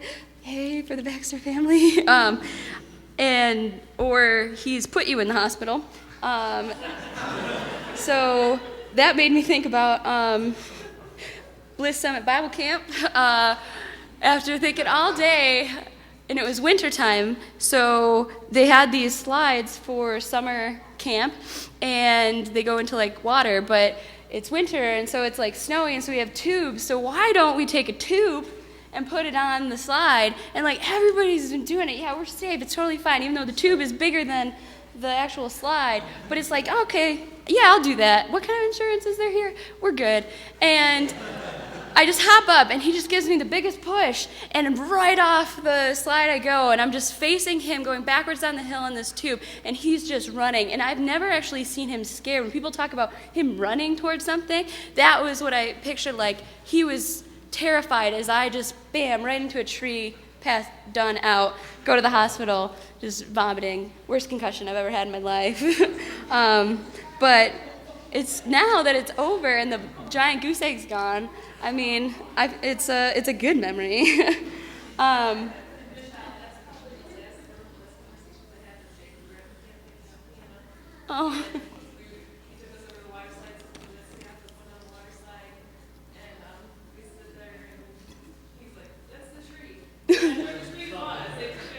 I know, they said it was a hazard.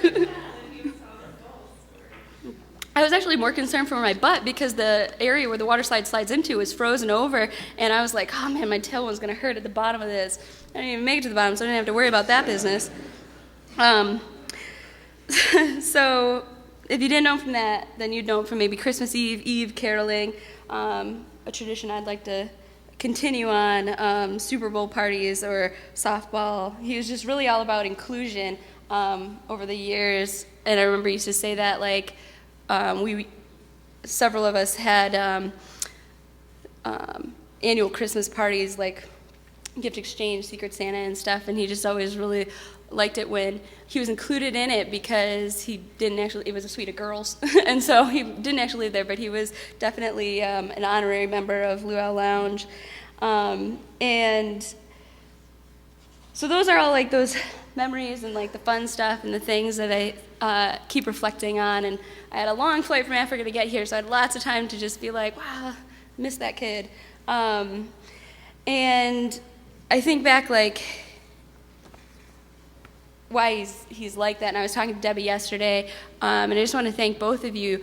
Obviously, at least having 4, not having all the way 6, that's fine, because I think him being the baby of the family really tied a lot of that together, because he's the type of person who, instead of just saying, oh, my brother this, or like my sister that, he used the name. So you started to become invested in his family, whether you knew them or not. You knew when like Tim was in North Carolina or Ecuador or wherever and what was going on, or you knew when Amy was having a baby, or he was getting 1920s clothing, or playing paintball just before your wedding, or anything like that. You would know when Jesse was, before having a baby, how he was in the stroller business and stuff, or whatever he was doing, and dramatic theater stuff going on.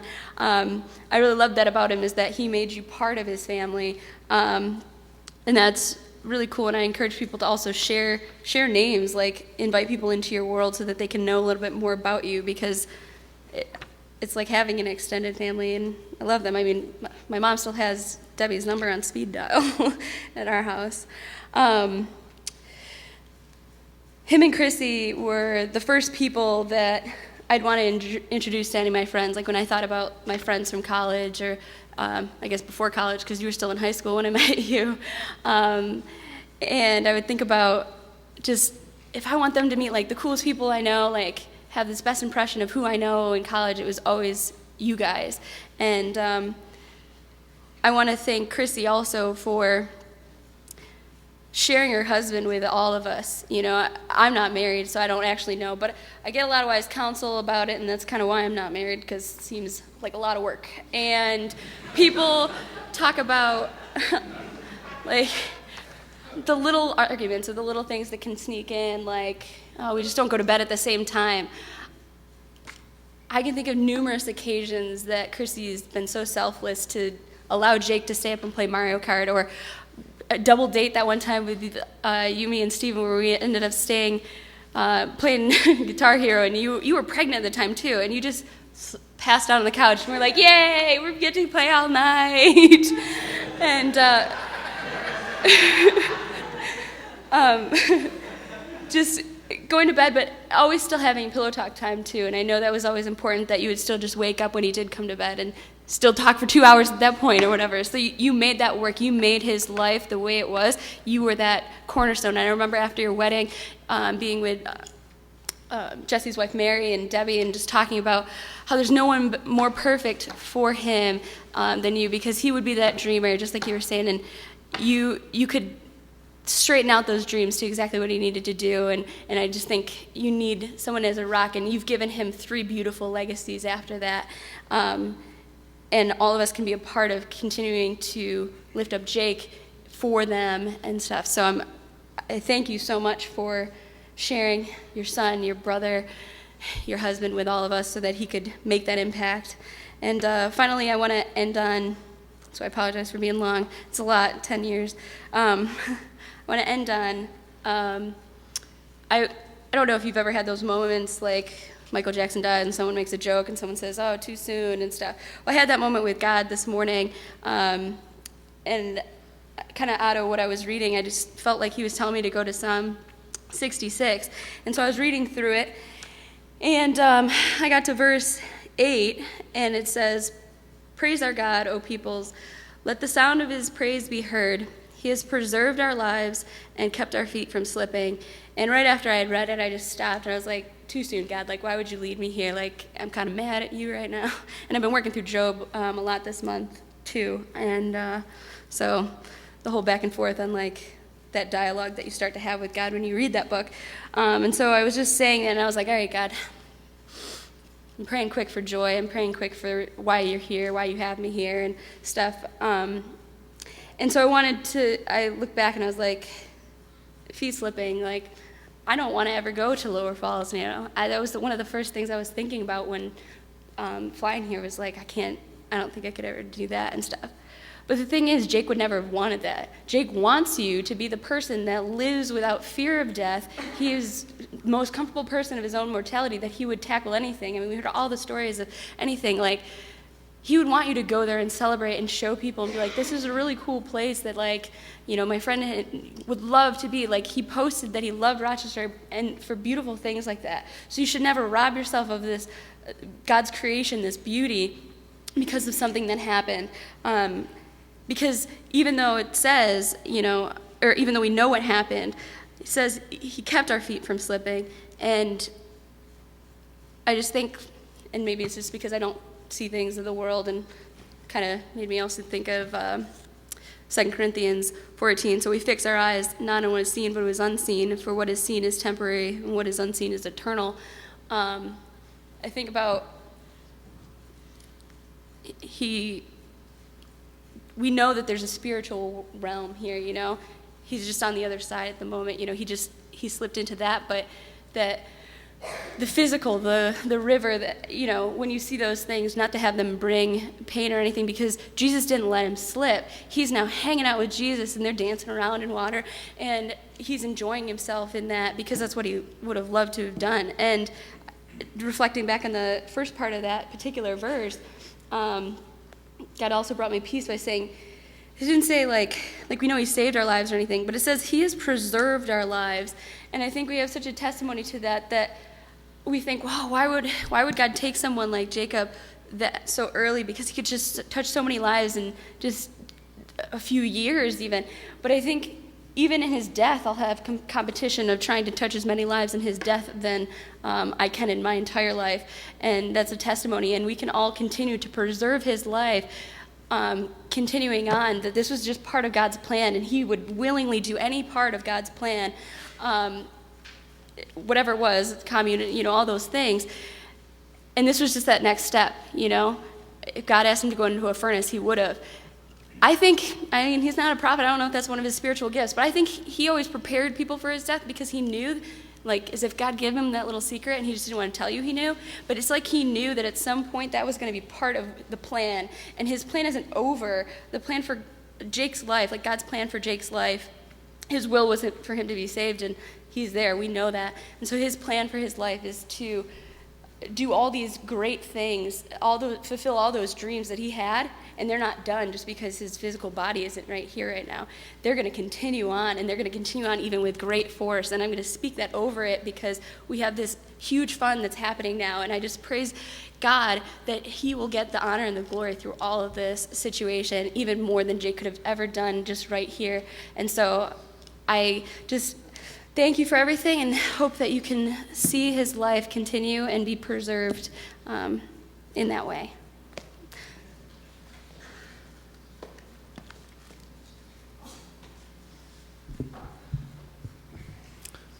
I have just a few quick stories here. Jake taught me how to drive stick shift, not because I wanted to, but because he fell asleep and we had to get home still. I don't know if any of you have ever tried to wake him up once he falls asleep, but it's impossible. We were at a wrestling tournament all day, and then it was like 6 hours away, and we were only like an hour from home. And he was literally driving while asleep. I say literally because he was sleeping while driving. So he pulled into a gas station, and I'm telling you, his eyes aren't open. He was sleeping. And he put the car in park, and we just sat there, and I'm shaking him. I'm like, Jake, what are you doing? Like, we gotta go. And then I'm like, all right, I gotta drive home. He's unconscious right now. I gotta do something. It took me 20 minutes to get him in the passenger seat, and I literally had to push him over into the passenger seat. And I'd never driven stick before, but I watched him for almost 12 hours that day and managed to get home. Another story is he couldn't handle that I wasn't having a bachelor party, so he took it upon himself to kidnap me. So he showed up at my house one day. He's like, hey, can you come help me carry something in or something? And I get outside of the parking lot, and him and Mike jumped out and threw a bag over my head. And they picked me up, and they threw me into the back of the van and just smacked my head against the van so hard. The rest of the weekend went on, but it was painful. Michelle had mentioned how many times Jake would help people move, just all the time. A couple different moving stories. One time, for myself, I had a really limited time to move, and there was a lot of stuff, and I was like moving everything in my Toyota Prius, and I didn't ask him. I don't even know if he knew I was moving or whatever. But he called me up. He's like, "Bill, you at home?" I'm like, "Yeah."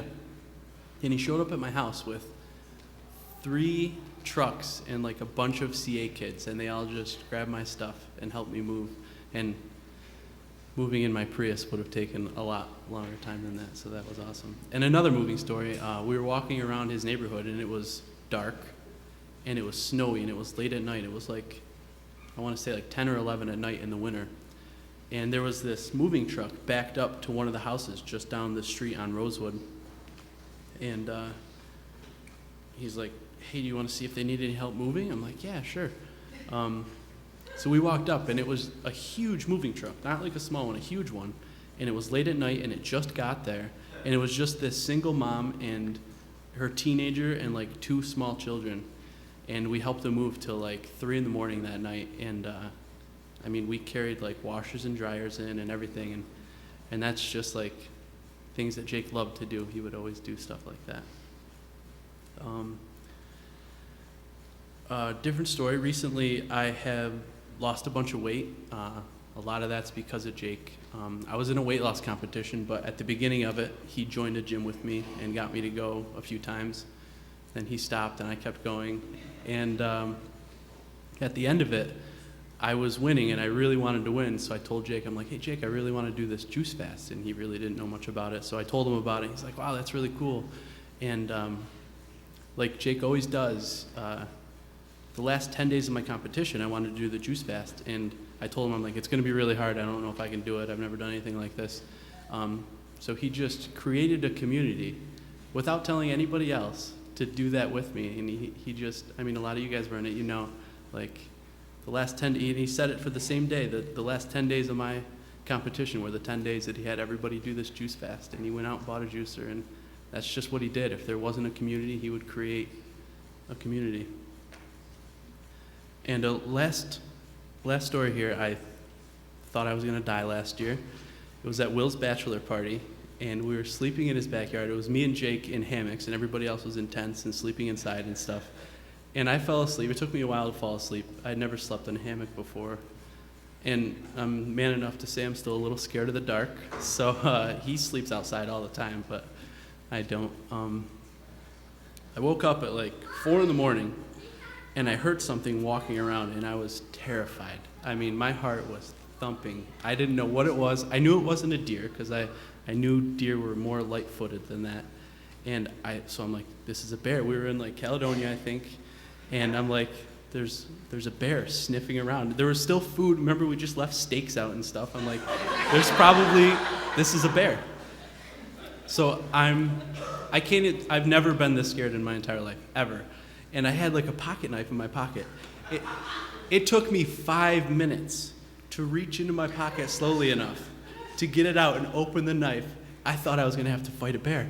I'm like, I have to fight this bear. And I'm like, I gotta somehow wake Jake up, because my chances are much greater if he fights this bear with me. So it took me another 5 minutes to get my cell phone out, and I'm trying to be really inconspicuous. And I still hear this thing walking around. And all of a sudden, it's like messing with my hammock, and it's like moving it. And I'm like, okay, I gotta call him. So I call him, and I'm like, Jake. He's like, what? Jake, what? I go, there's something right outside of our hammocks. What's going on? He goes, Bill, you idiot. It's me. Wake up. So it took me a while to get back to sleep after that. But, that's all my stories I have.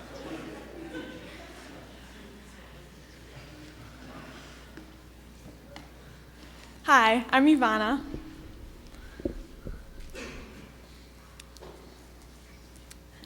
This morning, I woke up. I was supposed to come in with Ruben at 8:30, but I am also never on time. So he came without me. I got here by myself. I was getting ready, and I put on my foundation. I said, this is a mistake. today is not a day for foundation. My tissue is brown. And following so many of the stories that have come up here, I've felt a little bit disadvantaged. Something me and Ruben have said often was, we need to spend more time with Chrissy and Jake. And I don't have as many stories as other people have.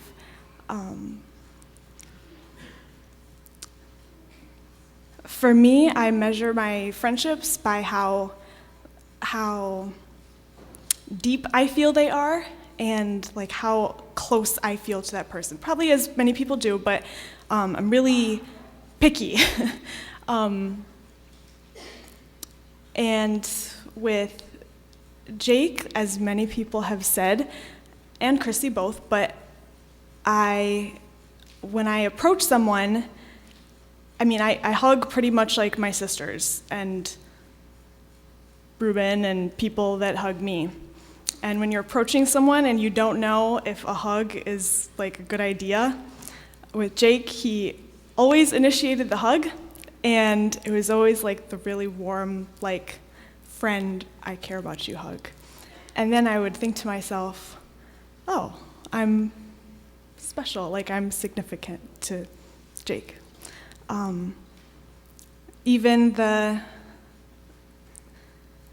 are probably more than I can remember, but even the few times that I had more one-on-one, except it wasn't one-on-one, it was like 6 of us or 4 of us or whatever, time with Jake and Chrissy was just really special. And me and Ruben got to play board games with them 2 weeks ago now, and it was awesome. And I thought it was interesting that when everyone was sharing yesterday about how he was always late to places because he was always staying up until 4 a.m, he definitely rubbed off on me even more than normal that night, because we stayed up playing board games until like midnight, and I had work at 7 a.m. the next morning and completely overslept, and the nurses were calling me like, where are you?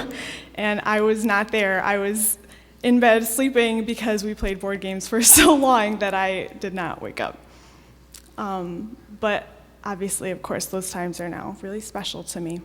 One of the biggest reasons that myself, and I would speak for Ruben too, that I was very devastated when I found out what happened was because I knew that Jake had an extreme love and passion for Rochester. And I have an extreme love and passion for Rochester too. But in the same way that it took just now, like an hour for me to come up and speak, I tend to just say like, oh, well, when the time is a little more right, or I'll wait for this situation to pass, and then I'll do something, I'll do this thing that I've been planning on doing forever. In the same way as it took me this morning, it's kind of how my life is, I feel like. And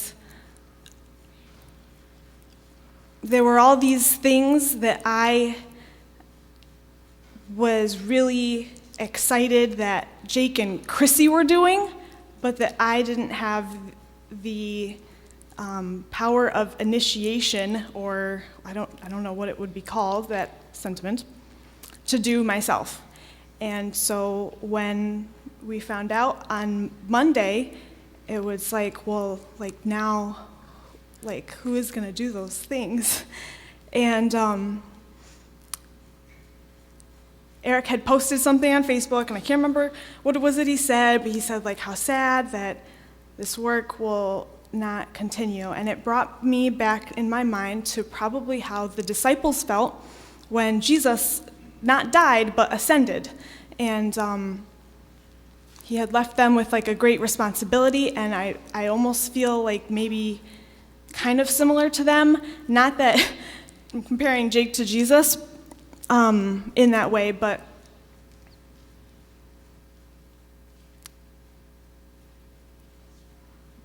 I feel more responsibility now that it's not, I can't look to someone else to do work that I feel personally invested in. It's like I can only control myself and what I choose to do with that conviction. And the verse that I was going to read was the one that many people have mentioned already, 2 Corinthians 4:18. So we fix our eyes not on what is seen, but on what is unseen. For what is seen is temporary, but what is unseen is eternal. And I just find it, I was trying to think, I was like, I need to think of how to connect that to what I have to say. And then I was like, the reason I don't know how to connect that to what I have to say is because that is not how I live my life. Working for what's unseen. That's not how, I mean, it kind of is, but not, it's been revealed to me not enough. And so I read it to you all again to, like, as a reminder, and for anyone who needs to do more of that, like myself, that now is the time that we have to pray and ask God how we can live that verse out more. So even though there's lots of family members and friends that were closer to Jake than I was, I can only imagine the feeling in your heart of him not being here. I, too, have that hole, and for me, it feels just as big.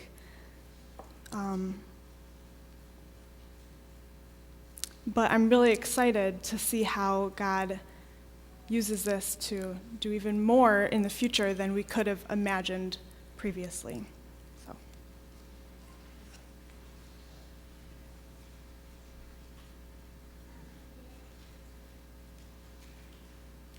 I just want to say three quick things about Jake.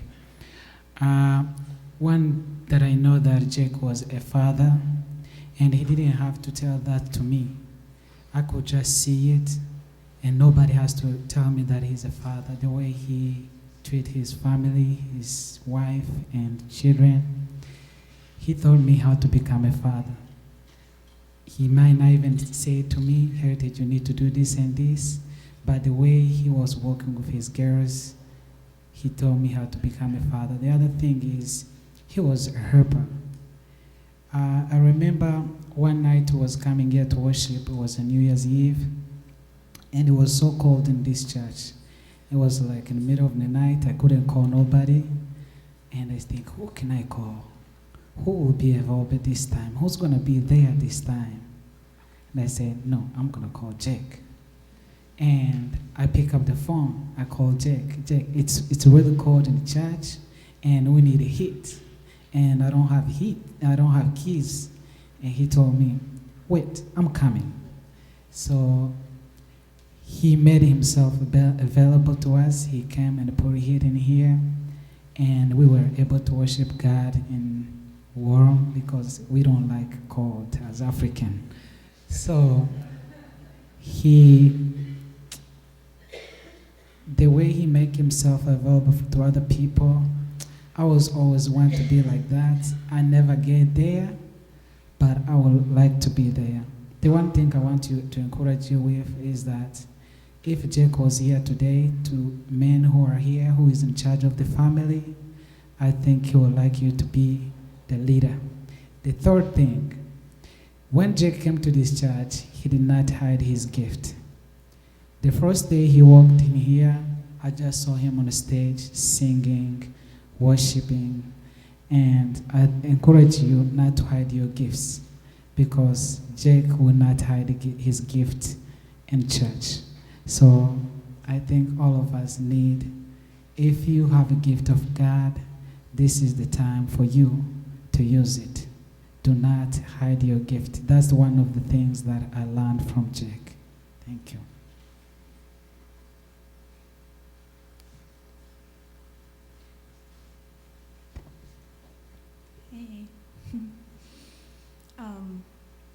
So I wanted to make sure that it got said when I started dating Jake, he used to always say that he didn't care. He had never known like what attributes he was looking for in a girl or whatever, except for willingness to change. Okay, and when yesterday someone commented that Jake was always willing to grow and always willing to change, and whenever somebody would say something to him that he needed to grow in, he would do it.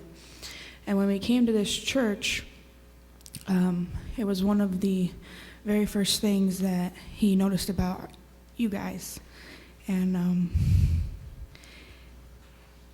you guys came into our life at a very important time for us, and I'm a homebody, and I'd always grown up in one church my whole life and lived on one road my whole life. 2 houses, though. 2 houses.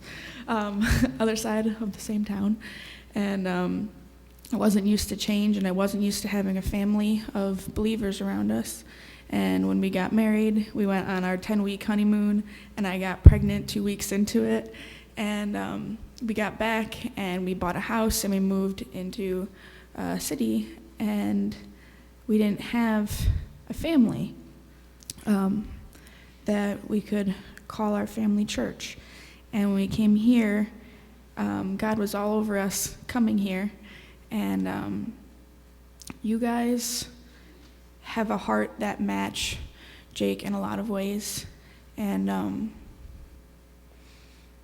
he really loved everybody here, and you guys were a part of him growing over the last 5 years, and so I just really wanted to say thank you.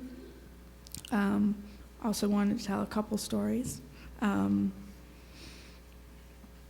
So I think it's kind of funny to me because over the last week, things that have been perceived as annoying things when he was here are not so annoying now to everybody. It's funny. Because I was trying to think of what verse it was, and maybe someone happens to know off the top of their head, but about wisdom seeming like folly. I don't know if anybody knows that, but I think a lot of Jake's life seemed like folly. And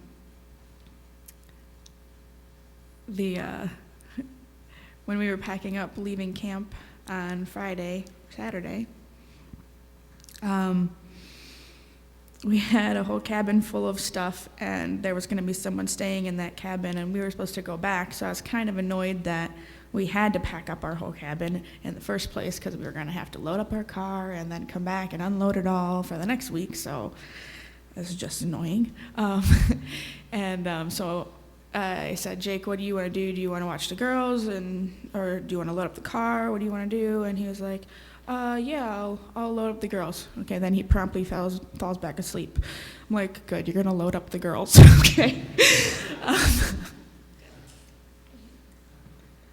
So an hour later, when he finally successfully woke up, he took the girls that had already walked out the door to go over to the breakfast hall, and he managed to catch up with them before they got there. And I had asked him before he left. I was like, well, when they're done with breakfast, can you bring them back so they can get dressed for the wedding that we had to go to, and bring a broom with you? And so I'm packing up, and it's like an hour later and still no Jake. I'm like, how long does it take to feed 2 children? Like, not an hour. So I look out, and he's sitting there talking to somebody in the lawn, and the girls are like running around in the lawn over here. And I'm like, are you bringing the broom? Like, what's going on? And he doesn't answer because he doesn't have his phone on him, of course. So I called across the lawn. I was like, hey, babe, can you bring that broom? And so he brought the broom like 15 minutes later. And so finally I finished getting everything packed, and I closed the back of the car, and I'm feeling very accomplished because it's 11:20, and we had said we were leaving at 11:30, and I hadn't gotten breakfast or anything yet, but I was like, shoot, I will grab something on the way out. We got this. Like, we're actually going to leave on time. And he shows up pushing, like picture 5 kids, okay? He's got one on his shoulders, and one sitting on like the handlebars of the stroller, and then 2 in the stroller, and then one sitting on like the foot thing of the stroller, because something had happened and someone needed them to watch their kids. And so he's like going around like making train sounds with the kids, and he shows up by the car, and I was like, hey, we're ready to go. And he's like, oh, I was gonna take a shower. Oh, great, okay. That would have been good to know an hour ago. So, of course, all of his stuff is packed in the car. So I had to dig out the bottom suitcase and the bag from the back corner. And I was like, all right, that's okay. So I took the girls and I got them dressed, because that had never happened. And I got them dressed, and then we get all ready to go. And it was funny because on Tuesday, when someone was like, you need to go take a shower, I went to get the bag and realized that he had left my shampoo and conditioner in the bath hall at camp. I was like, this is such a Jake thing. And the funny part is, so all of that was very Jake, and I have long since given up on being annoyed by those things. But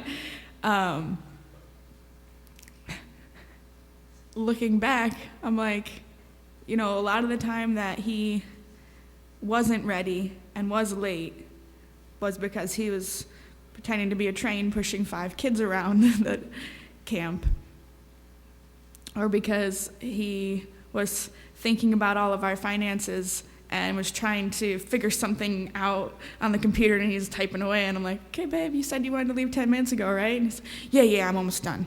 Hour later. Okay. But he was always trying to do whatever he thought was most important at the time, whether he was right or not. And I think we can learn a lot from that attitude. Our favorite date spot in Leroy was Buttermilk Falls, and I hope you can't get in trouble post, but it was private property, but not as far as Jake was concerned. Again, as Rob was saying, I'm a law-abiding citizen, and I play by the rules, and Jake didn't play by any rules, really. And so the first time he wanted me to go with him there, I was like, there's signs posted everywhere saying, do not enter private property. And I'm like, hey, we can't go there. Like, what are you talking about? And he's got my hand, and he's like, come on. And I'm like, I don't want to. And he's like, babe, it's a waterfall, okay? It's the most beautiful thing. No one can own that. I'm like, well, actually, they can, and they do, so. And he's like, no. And he just would not have that. So we went there so many times, and he just refused to ever acknowledge that that was wrong, because it was like, no, you can't own that, period. That's God's. And he, when we were moving into the city, I was a little afraid of the idea. Fear's never been something that I've been so good with, which is why Jake had such awesome influence in my life. But he got a lot of flack for wanting to move into the city. A lot of people thought he was crazy. They weren't wrong either. But people would ask him a lot about safety. And I haven't shared this story too much because it sounds really bad. But going back to the wisdom is folly, somebody was questioning Jake about, like, okay, are you going to have guns in your house? Like, how are you going to work that, like, for safety purposes, so you can protect your family? And he was like, I'm not having any guns. Like, that's just stupid. And he always called everything stupid, for the record. So the conversation continued, and the person was getting really upset with him. And they finally came down with this, like, ultimatum hypothetical situation that they were like, what's he going to say to this, you know? And they were like, well, what if somebody came into your home, broke into your home with a gun, and they held Chrissy at gunpoint, and they said, I'm going to kill your wife, and what would you do? And you would need a gun.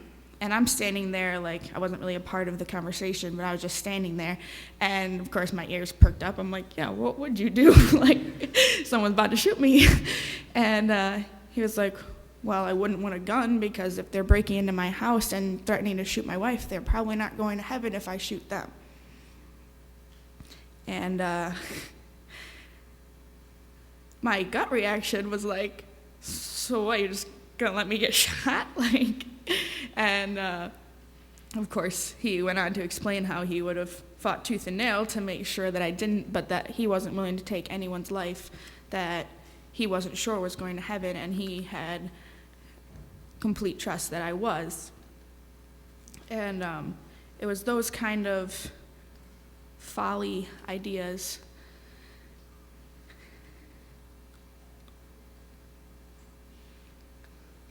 that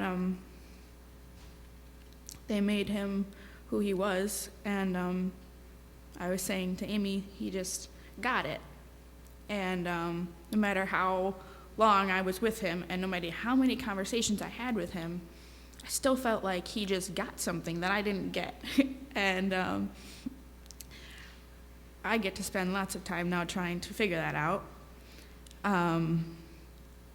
But I wanted to share that because Deb said yesterday that he wasn't superhuman. There was nothing about him that made him not need sleep, trust me.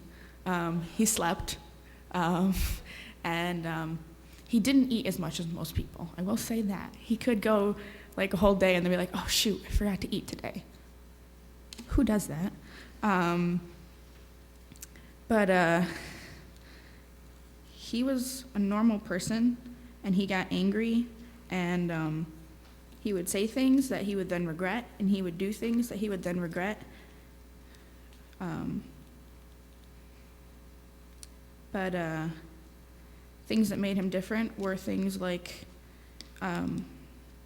when we'd be driving home from somewhere talking about how exhausted we were and we've been going all day, and it's like 9 o'clock at night, and we'd be talking about how, like, okay, when we get home, we need to beeline it to the attic, because anytime you stick around downstairs, there's always someone down there to talk. So we gotta, like, get right up there, you know, like, and lots of times we'll use the kids as, like, our guards. If they're sleeping, we'll be like, so, like, make it to the second floor, and then, oh, sorry, we went to bed.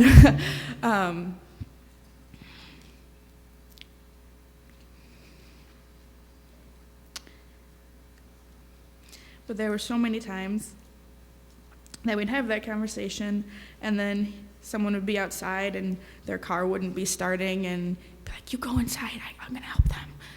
And we'd get home and somebody would start talking to him, and so he'd stay downstairs and give me the look like, go ahead. And just that phrase of I'm too tired, Meg started talking about it yesterday, and I know that it's might be considered out of context, but in Nehemiah 8 it says the joy of the Lord is our strength, and I don't think it's out of context at all. In that particular situation, it was during, and like, you know, where we usually use it, which is devastation and great pain. But Jake just got his rest from the joy of the Lord. And even when he was exhausted, he knew that he was going to get more rest for his soul out of doing things than going to bed. And we talked all the time about how, you know, you have these ideas of like, oh, I'm so tired, I'm going to sit down and watch a show to relax. And half the time that we would do that, we wouldn't feel relaxed afterwards because it's just an empty activity. And I'm not saying there's anything wrong with watching shows in and of itself, but I think too much of the time we listen to that voice saying like, I'm too tired, and that's okay. And we fill time with things that don't matter and they don't give you strength. And I do think that he spent much more of a percentage of time doing things than you would think humanly possible. People have looked at our schedules and said, how do you guys keep up with that?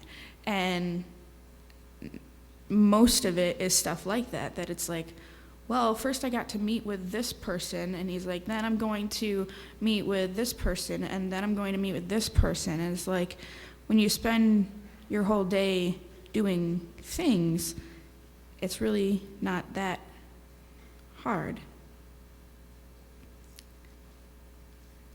So I guess the thing I'm trying to say is to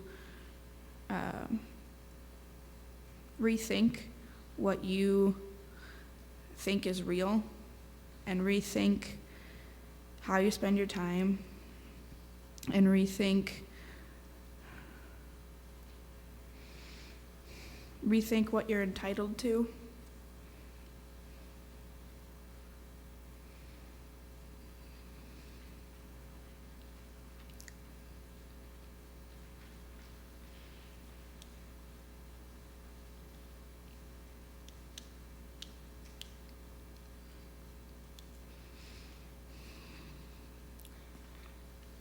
Jake always talked about entitlement and that we're not entitled to our own space. We're not entitled to our own stuff. We're not entitled to anything, including each other.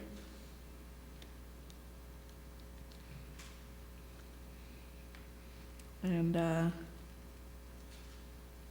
just gonna leave it at that, because yeah, I just hope you guys take some time to do that.